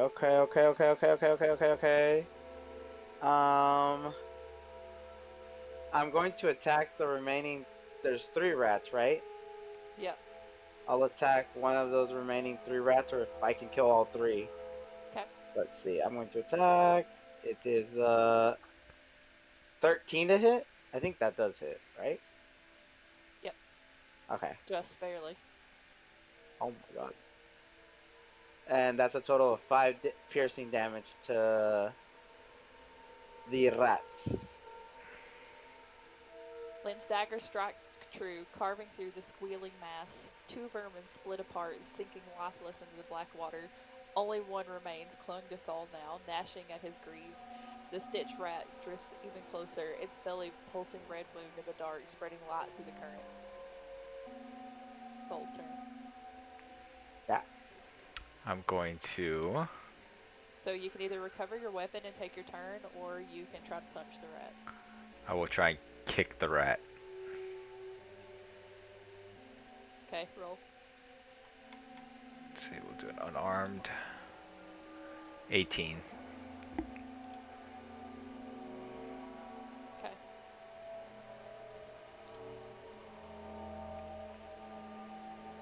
Snarling, Soul braced his stance in the waist-deep water. With his weapon lost beneath the black surface, he did the next best thing. He lifted his boot and kicked as hard as he could. The heel of his armor boot smashes into the squirming vermin clinging to his greave. The last rat then splatters under Soul's boots, sinking into the black water. Silence fell for a breath, broken only by the faint drip of the ceiling. Then the Stitch rat's belly pulsed violently. I want to use my bonus action to heal myself. Yes, roll. Okay. I heal Are you 5. taking like a? Are you taking like a potion, or are you like? No, lay on naturally- hands. Oh. Ugh. Mine's more of a muscle fibers. So I heal 10 HP. Okay, both of you roll con. We got to let the class. We got to Con save, boys.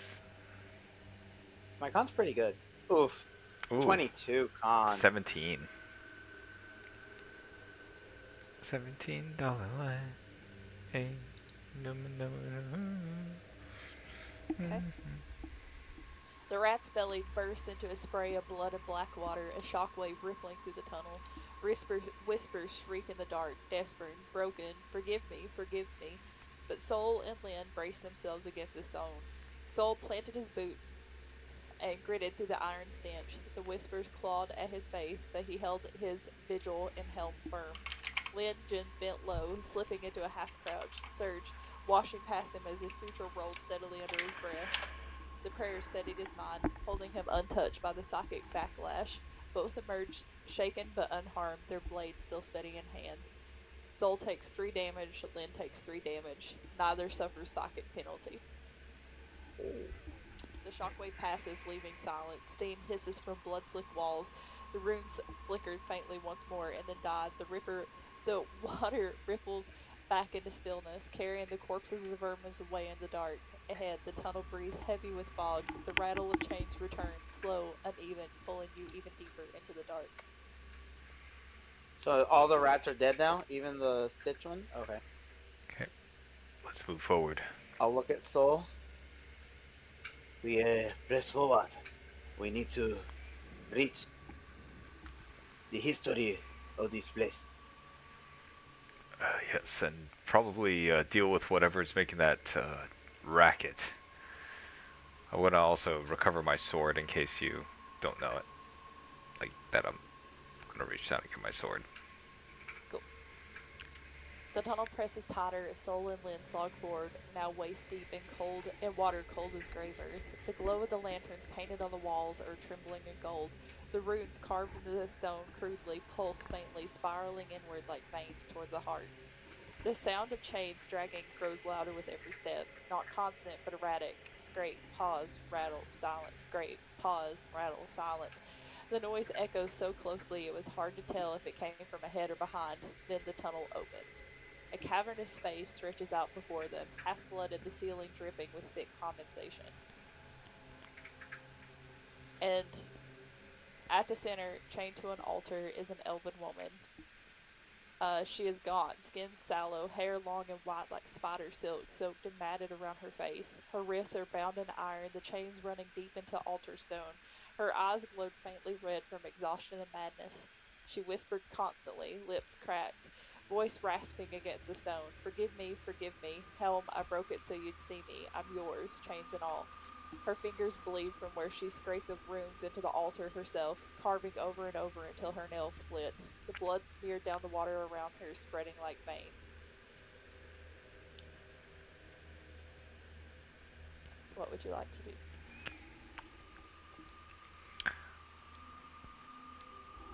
I'm going to approach cautiously, trying to be aware of any possible rats that are around, and then kind of call out and be like, "Are you okay, miss?"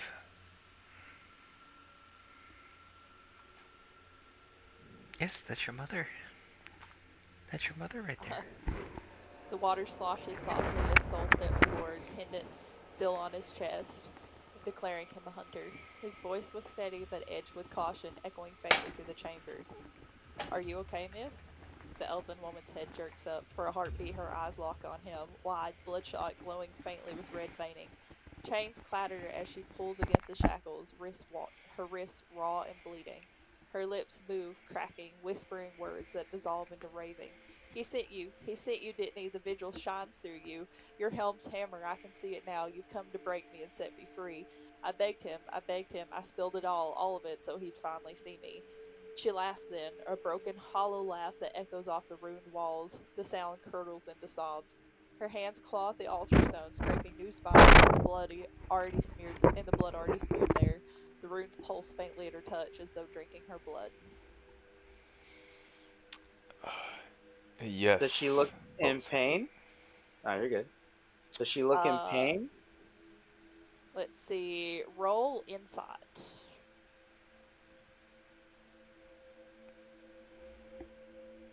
Ugh, that's a 5. Um,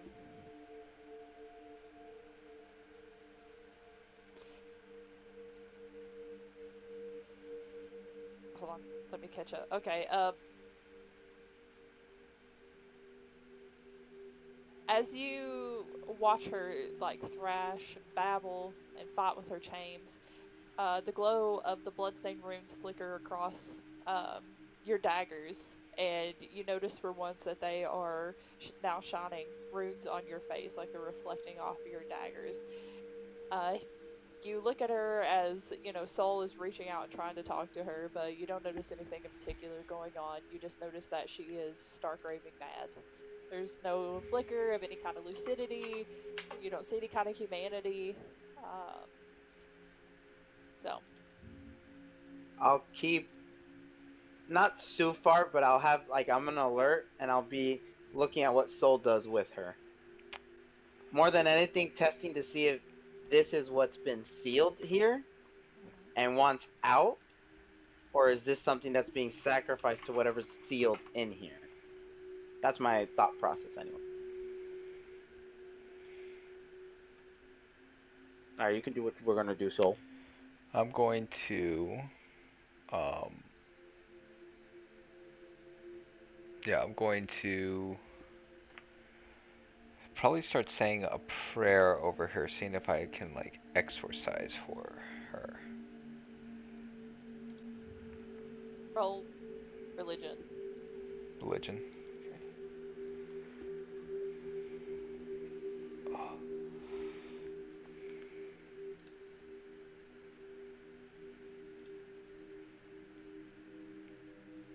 Sorry, I don't have. Oh no. Nat 1, 2. Oh my god. What does This Paladin man. give you? Sorry, there's a lot of stuff. This is stressing me out, man. This is stressing Soul out. He's not used to this. The air in the chamber is thick, cloying, every breath filled with a metallic taste of blood. The elf woman's whispers spiral on. Forgive me, I broke it all. Lynn watches silently from the shadows, his eyes narrowed. The question that she asked hangs heavy in the air. Soul steps closer, lantern light glinting faintly off its edges. He knelt in the shallow water, lifting his voice in prayer, a plea to Helm to guide this broken woman's soul, to bring light into her madness. But the words falter. His tongue trips, phrases twisted. The familiar cadence of the vigilant litany is warped, sounding hollow and false in this drowned place. The pendant in his palm felt heavy as lead, dragging across his hand. Helm's presence, if it was ever there at all, now feels distant, cold. The elfin woman jerked at his words, head snapping up. For a heartbeat, her eyes blaze red, glowing like coals. She laughs, a horrible, ragged sound that echoes through the chamber. You see, even he mocks me. Even his champions could not speak his words. Forgive me, Helm, forgive me. The runes along the wall flared briefly at her outcry, glowing brighter in her frenzy before sputtering dim again. The water ripples outward in dark circles from the altar, carrying scraps of parchment and blood.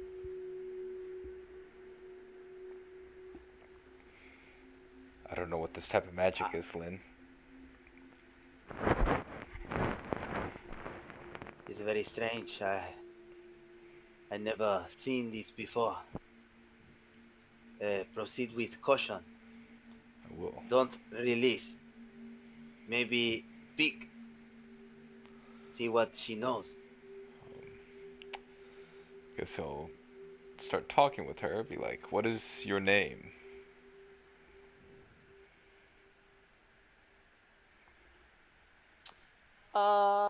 Let's go ahead and have you roll perception.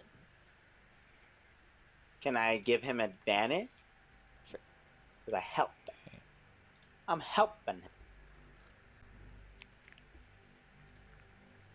You better not roll 2 nat 1s or I'm actually not letting you do anything else. It almost did. I rolled a 19 Uh-huh. and a nat 1, but I rolled 21. Perception. I did roll a nat 1 though. Oh my god, you're useless. But if I didn't have advantage, I would have had a nat 1 there. The runes pulse faintly, the water ripples red, the elfin woman's broken laughter echoes against stone. Soul lowers his head.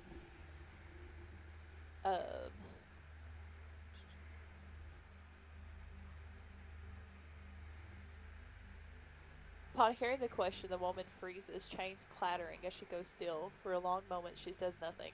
Her lips tremble, her eyes wide, staring at Soul as if the word itself were foreign to her. Finally, a whisper slips from her cracked lips.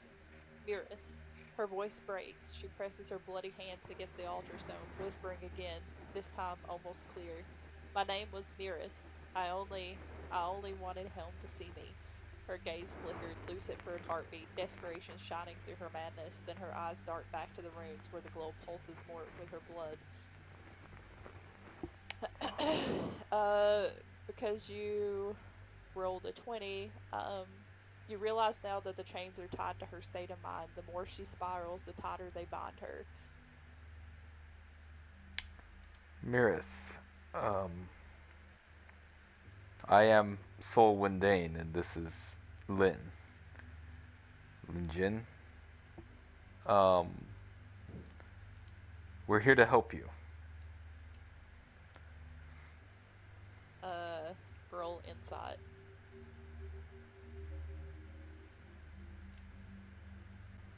17.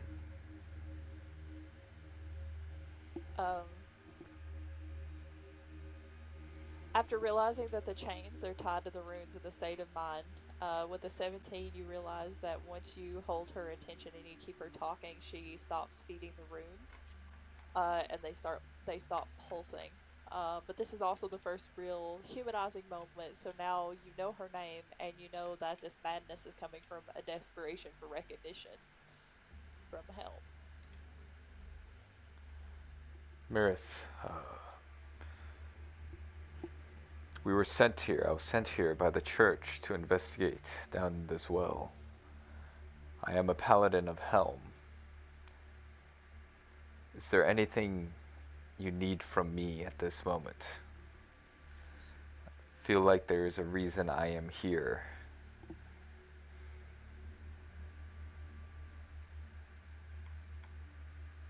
Um,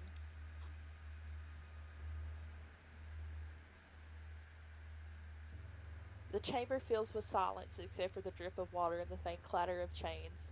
Soul's voice fills the darkness, steady and clear, echoing off the rune-carved walls. For a heartbeat, her bloodshot eyes widen, the chains rattle as she pulls against them, not in rage this time, but in trembling desperation. Her voice cracks. Need? I need him to see me. I've prayed, I fasted, I bled, and he never looked, never once. I thought if I broke the veil's chains, if I carved his vigil over their marks, if I gave all of this to him, then maybe. Her words stumbled into sobs. She stared at Soul, lucid for a flicker, pleading, I only wanted to be free. Tell me, does he see me now? She tugs again at her shackles, raw wrists tearing new blood, the runes flare violently at the act, like dying embers catching briefly in the wind. What what do you want him to see? Like, why do you want to be seen? Helm watches over all. He doesn't require blood from us.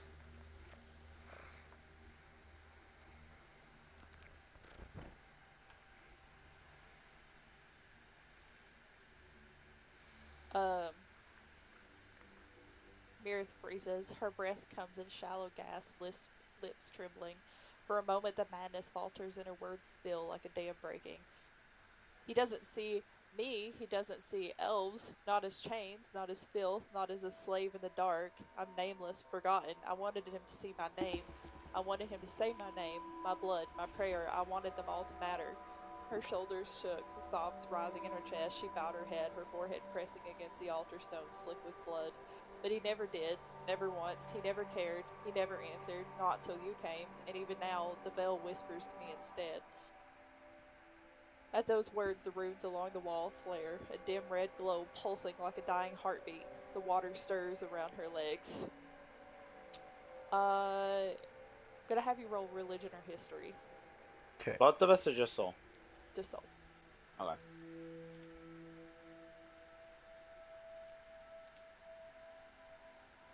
Rolled a dirty 20 for religion.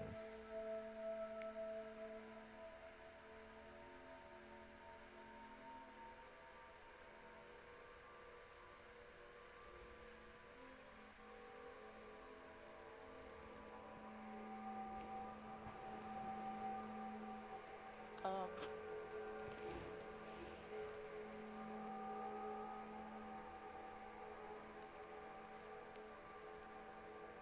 okay. Um, as Mir's words echo off the damp stone, Soul grips his chest. But the prayer this time didn't falter. His thoughts aligned, and understanding dawned on him. These runes weren't just corruption, they weren't just blood, they were a plea. Meredith wasn't trying to unleash something monstrous, she was trying to write herself into a faith that was never meant for her. As a veil-born elf, bound in chains, desperate for belonging, carving Helm's vigil into the walls because she thought becoming human in devotion was the only way to be seen. This horror wasn't heresy alone, it was that she had been denied a place to belong in his faith. For the first time, Soul understood. Helm did not watch over the occult races like he did the humans. The Order had told him so many times, but Mirith wanted so desperately to be seen anyway, and wanted to matter in a place that had no place for her kind. And in her desperation, she poured herself into blood, magic, and runes until the veil itself whispered back,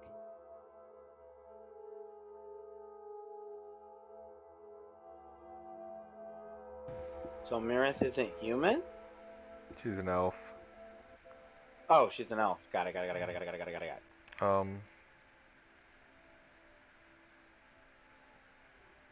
Soul will be like thinking about that, like, why won't Helm answer her, sort of deal. But also, at this point, he's not answering me either, because there's multiple times I tried it, got those nat ones and failed.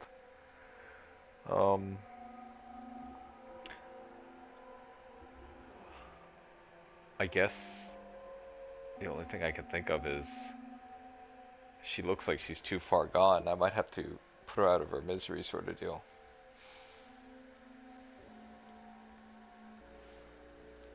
Okay.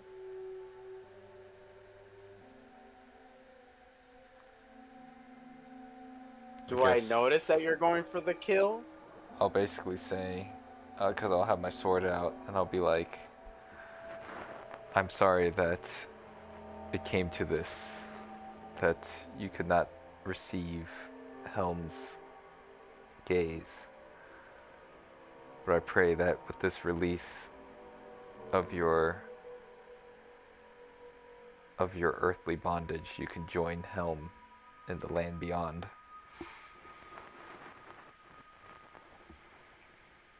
The chamber's glow pulses dim and red, reflecting on the dark water as if blood itself lit the cavern. Mira's chains rattle with each ragged breath, her eyes wide, pleading, torn between lucidity and madness. He Helm, Soul dragged himself, heavy, across the floor towards Mirith. Helm had not answered his prayers the night, not for the well, not for Mirith, not even for himself. He looked at her one last time. Her hands trembled against the altar stone, fingertips worn down to raw flesh. Her cracked lips moved in a final prayer. Helm, please, forgive me, save me. Soul's face hardened. He did not want this, but his duty weighed heavier than his compassion. He raised his weapon. The steel gleamed once in a weak light of the runes. Mirith did not attempt to resist. She did not fight. She only lifted her gaze to him, eyes wet with tears, whispering one last time, Helm, please, just this once. The weapon fell. Her voice cut off. Her body sagged forward against the chains, blood spreading into the water. The runes along the wall sputtered and died, their dim light snuffed into silence. There was no divine answer, no radiance, no warmth. Helm did not see her.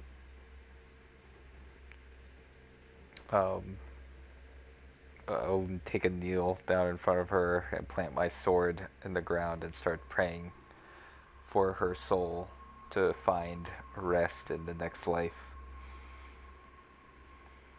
And then, as he's doing that, I'll try to unshackle her to release her from the bondage of, I guess, I don't know, earthly desires. I don't know what these shackles are, but I'm just gonna try to unhook them off of her.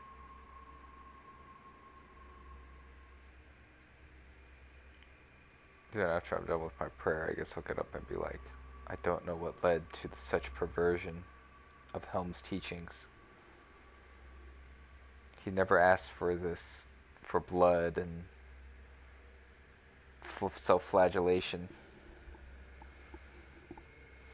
Soul-san, religion is derived from the past, history. Your helm is good, but maybe this helm is bad. There's only one Helm, Lin. Are you sure? History shows religion has many branches. One strong trunk, but many branches from the strong trunk. For us, Helm is the tree and the branch. Maybe that's what you believe, but Elf Girl believe not trunk, but branch.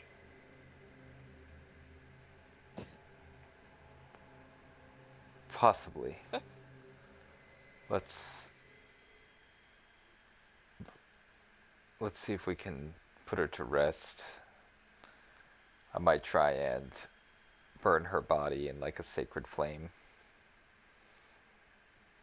Soul sank to his knees before her in prayer. His lips moved in prayer, a low plea that her soul might finally find peace in the next life. But even as the words left him, the truth sat heavy in his chest. Helm does not answer the occult races. His prayer was ash floating away into silence. No warmth came, no vigil light, only the drip of water from the ceiling. Lin Jin stepped forward quietly, his daggers remained sheathed as he bent to the altar. With slow and deliberate hands, he unfastened the blood-slicked chains from her wrists. The iron clattered into the water, and then for the first time in her entire life of bondage, Mira's body lay completely unchained. She finally died free. Lin lingered for a moment, his face unreadable, before casting the rusted shackles aside. They sank into the black water with a hollow sound. Sol rose, weary, his face shadowed. He looked once again at the blood-smeared altar, at the runes etched all over the walls, and then spoke aloud, more to himself than anyone else. I don't know what led to this, what drove her to such perversion of the Vigil's teaching. Helm does not ask for blood, he does not ask for chains, he does not ask for this. The chamber gave no reply. Helm gave no reply. Only the silence of stone, the stink of blood, and the faint echo of her last whispered prayer remained.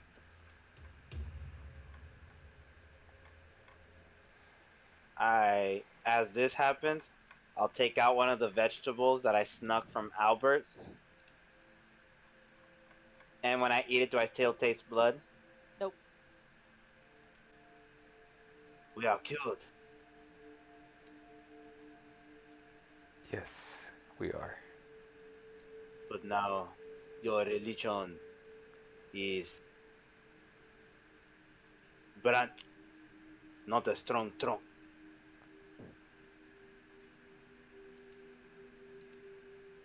Yeah, I don't know what's going on. Maybe a citizenship guy will know.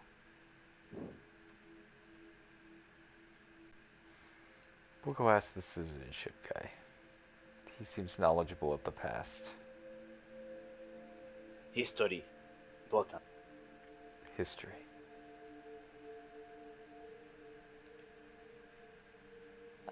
I'll do a search real quick before we leave. Is there anything noteworthy in this place Roll to take? perception.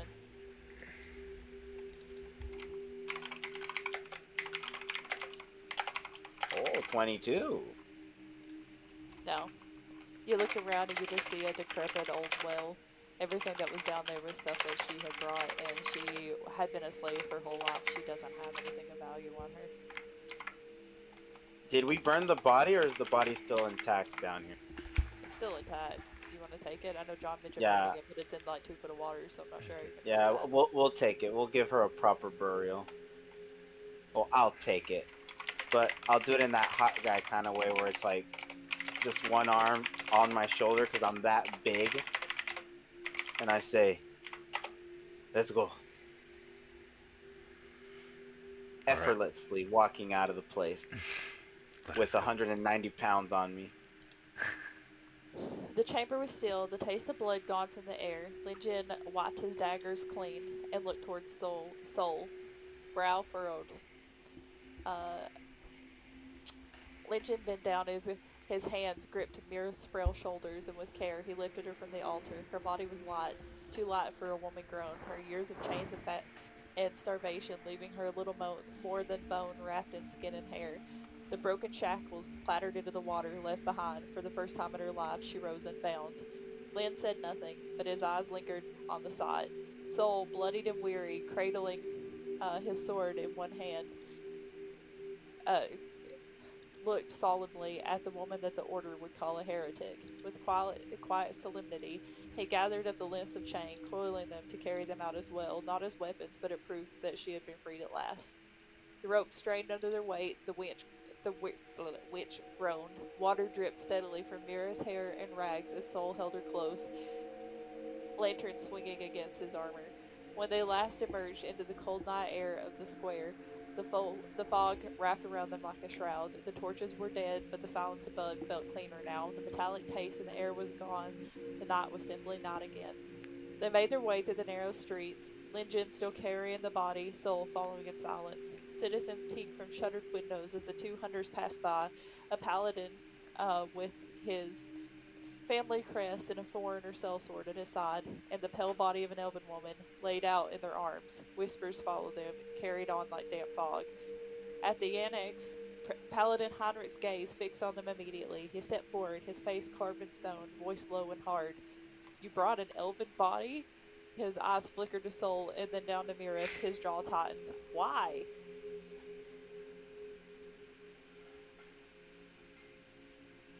history.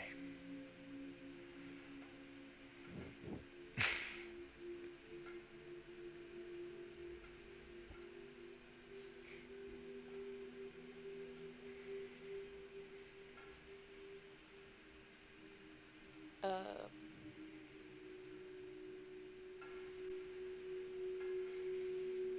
the word echoed in the hall like steel on stone. For a long moment, Heinrich said nothing. His eyes searched Sol's face, weighing him, but he found no weakness there. At last, he exhaled through his nose, a voice clipped and cold.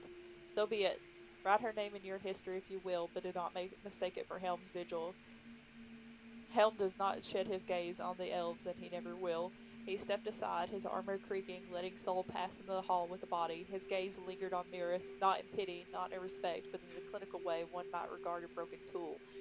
Lincoln's eyes flicked between the two men, his mouth curling faintly at Sol's defiance. Though he said nothing, he followed silently, the chains heavy in his hands.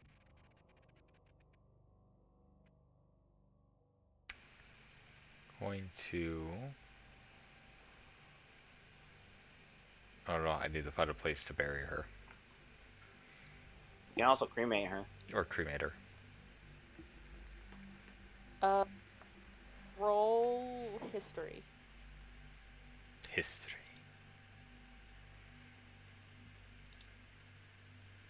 18. Wow, I roll high on history, but I roll low on religion. History is Maybe, important. maybe Lynn is onto something here.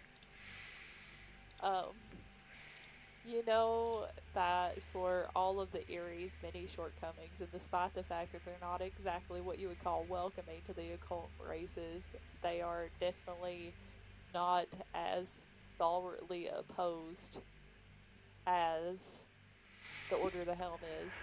So you think to yourself, maybe the Arbiter would have some answers for what to do with the body. Okay, then we'll head over to. I'll look over at Lynn and be like, "You want to head over to the place called the Erie?" Is that in water ship? No, it is. It is not. It is a place where where basically hunting parties will gather and try to obtain jobs to complete. Oh, relic hunting. Mercenary. Yes, I will go with. Excellent.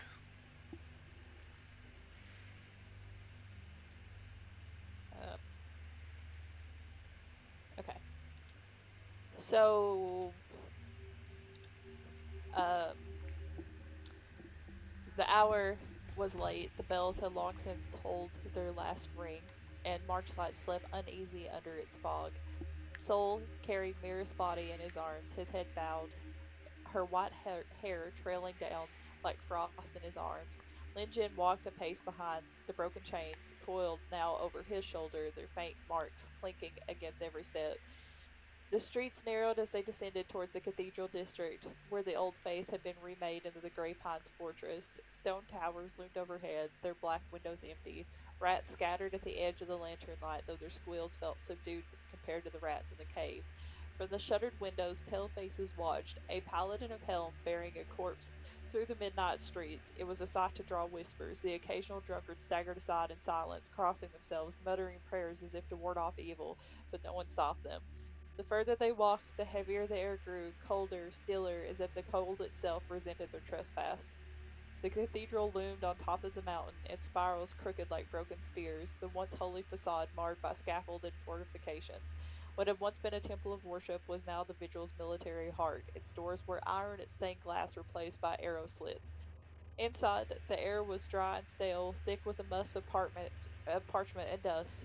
Rolls of shelves and desks cluttered the nave, every pew long ago replaced with records, scrolls, and ledgers. The great altar at the front had been stripped to bare stone, and at its base sat the Arbiter, a lich bound in mortal guise, his skeletal frame clothed in a plain suit and a monocle, a quill scratching endlessly across parchment, the golden glow in his eye sockets dimmed and flickered as he looked up, his voice flat as old paper. You brought me a body. At this hour, you remain inconvenient. and the shackled. The Arbiter sets aside his quill, his bony fingers steepled as he regarded them both. Shackled, an elf woman, occult blood, and now not shackled. His empty sockets lingered on Linjin's coil of chains. How very curious. He tapped his quill against the desk, voice dry. So, do you wish her recorded as history or erased as heresy?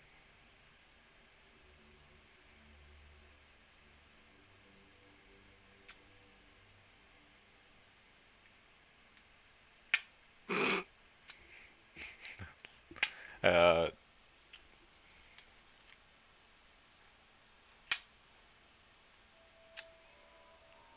I'll just look at Saul. Trong. Bran. One. so you're saying the trunk only shows how much stronger the trunk is if we see the branch that comes off of it. I'll just give a little bow. I see, Lin. You're very wise. Keep it as history, Arbiter. I believe that erasing every heretic that we find does not prove that Helm is stronger, but rather that Helm, or that we feel like Helm is not as strong as we think he is. The trunk is more mighty because you see the many branches that extend from it. The Arbiter stilled. For a long moment he said nothing, then his quill scratched across the parchment, now deliberate and slow. His voice came out as dry as dust that clung to the rafters. Very well, Mirith, elf, shackled, once chained, now free, forever recorded. The Arbiter's bony hand stamped the record with the sigil and wax, his skull tilted, the faint glow behind his monocle flaring once. She will not vanish, but remember, Paladin, Helm will not see this as you do. The vigil does not bend for your kindness. He gestured dismissively with his quill, already scratching back into his endless ledgers. Roll history. Soul.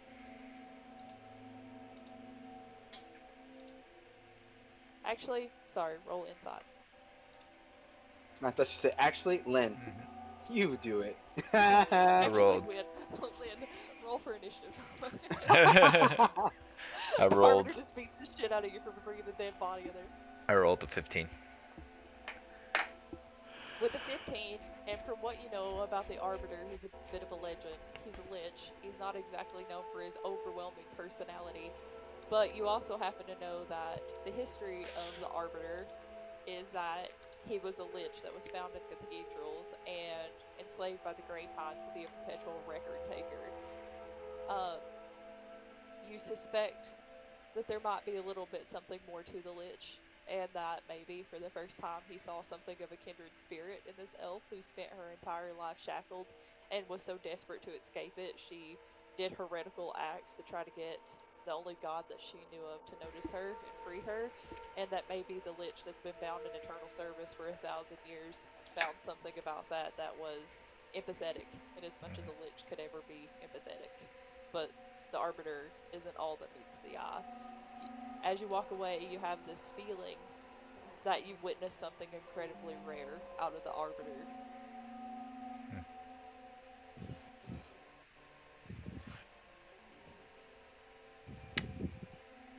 Well, commission complete. So, do you leave? um, am I still in the room with the Arbiter? Because I'll look and I'll be like, what do you think, Arbiter?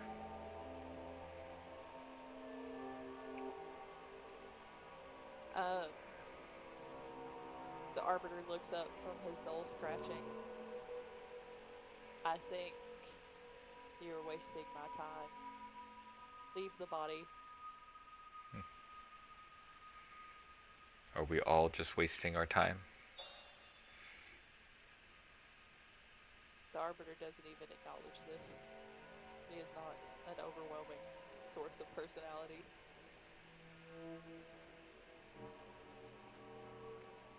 What? Who do I report my commission to?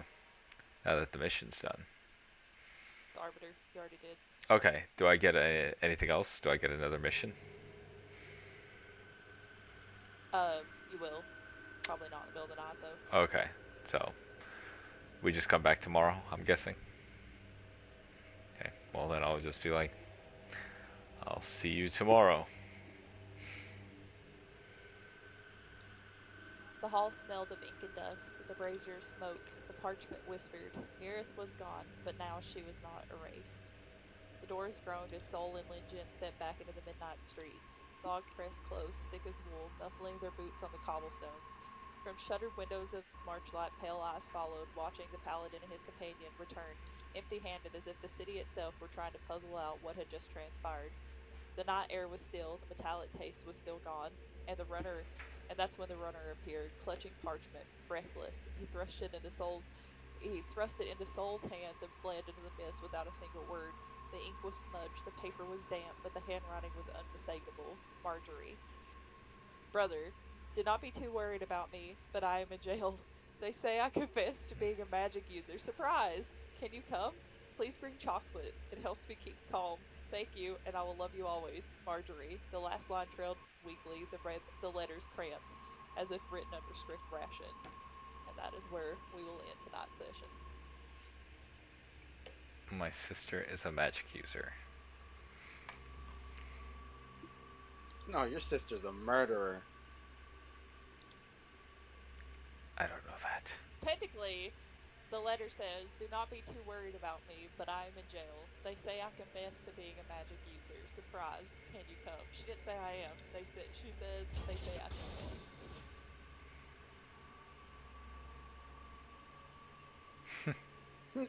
I want to just let you know. Nikki was like, I got 35 minutes. I'm like, yeah. Yeah. Definitely said 35 minutes at the beginning of this. Yeah. I mean, it was good though, because that was why I kind of liked keeping it a little bit smaller with this. Oh no, I enjoyed because it. I was just saying, I thought, time. I don't know why every time you kept going, I was just expecting you to say, okay, and I'm like, Yeah, I okay, thought we were we're in gonna. it. I thought it was gonna We're in end it. when. We're in it. We're in it. Yeah, I'm like, okay, we're in it. Okay, we're in it. I was thinking the same thing. I was like, are we gonna end I was literally with every the time I was just thinking, tavern it's when gonna the come. tavern goes dark? I was like, oh, the tavern That's went where I dark. thought it was gonna end too. And I'm gonna be so honest with you guys right now. I had made up nothing past the well. You guys didn't do what I thought you were gonna do, and so it was gonna be way shorter. I had to completely make up everything past the well, Yeah. and I was fighting for my life. Okay. So It'd be like that. I mean, you literally have the two people who ad-lib the most out of any campaign ever. If you had investigated the outside of the well, there was a broken room, and I had developed a puzzle. If you guys had solved the puzzle, then it would have been over, and it would have been a 35-minute session. But honestly, it came out way better. I thought this was way better. So I mean, it definitely led to character development. Cool. Yeah, right. I thought that was really good character development for Sol. It's a history. And history and understanding from And Lynn's now, perspective. there's a reason for you two to be bonded now that you've gone through this trauma together. So. Yes, citizenship J1. And find the J1 citizenship form. I know it's somewhere in history that we've had this form. So what'd you guys think? I like I it. had fun. I'm interested to see what is going on. Obviously, there's like a cult thing going on here. Cult. I was genuinely surprised. I thought the elf was gonna be like, thank you for releasing me from my shackles. Wait, Mirith, why are you talking like that? I was never Mirith. I'm Miranda. Hi, Marjorie. Can you imagine? But yeah, but I liked it. Mm-hmm. Especially like, you know, it's like so no, there's only one helm. No. Religion don't work like that, sir. Religion starts this way, and then out of nowhere, you see people chanting for wit. Then there are branches. They branches everywhere. But yeah, I enjoyed it. It was very good, very good. I said I'm interested to see how Elizabeth plays her character. First time ever DMing for her, or DNDing Playing? for her. Yeah, so it'll be interesting to see how she does.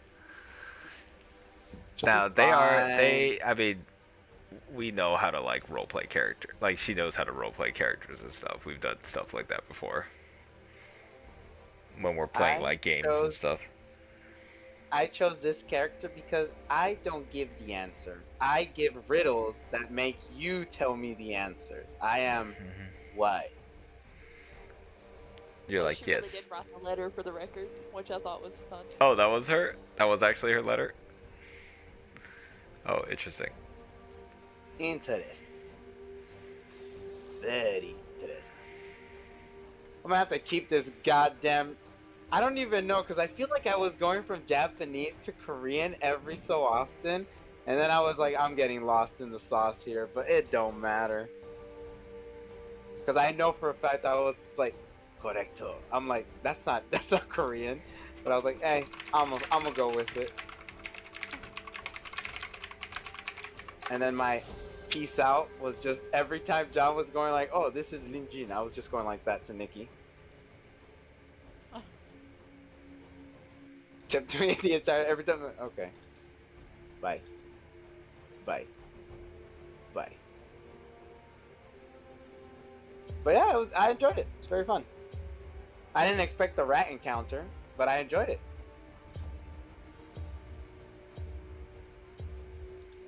Now, question: could we have thrown the rat bomb underwater to just deactivate it? The fuse? No, it was gonna explode no matter what. Gotcha. You just had to dodge it, which you did. Got it. Or Trolling. if you had come up with a way to range attack, like I don't know, throw your sword or something maybe, or throw a dagger maybe. Could've Yeah, my detonated daggers far are too away. important to be throwing and then losing that. So no. They're my home. I think these guys, they invited me to a 5v5. And I think they're gonna be mad. What happened? Jonathan? What up, Kevin? Yes. Oh, Jonathan, Yes, Kevin. what are you doing? Nothing. What are you doing? You streaming? Yeah? Why? Yeah, it's to letting everybody else see what you're doing. Why? I'm sure Wilbur didn't encourage you at all. He probably tried to tell you don't do it.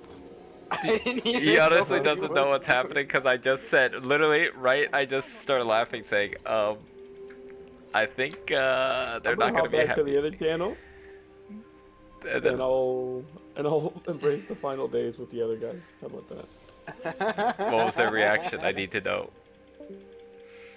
No, Never isn't tried. that so funny? I literally say that and instantly joins. So what are you doing over there? Oh yeah, you could tell. So I asked So them, then, should I go lore accurate top lane matchup because it's Mbessa, and no one said anything, so I just locked in Caitlyn. So next week we're playing with Elizabeth Yep. then. And then the real, I guess this was more like a prologue, like opener. I guess so. Ready, aim. You racist pub. What do you mean my L's don't sound in my accent? You kept saying soul. No, I was trying to insult you because you kept saying Lee. Yeah, and my character was like, didn't understand your accent, so he was like, why are you only saying Oh, soul? but you understood Albert. You understood Albert. I was like, No, Albert. I want chicken.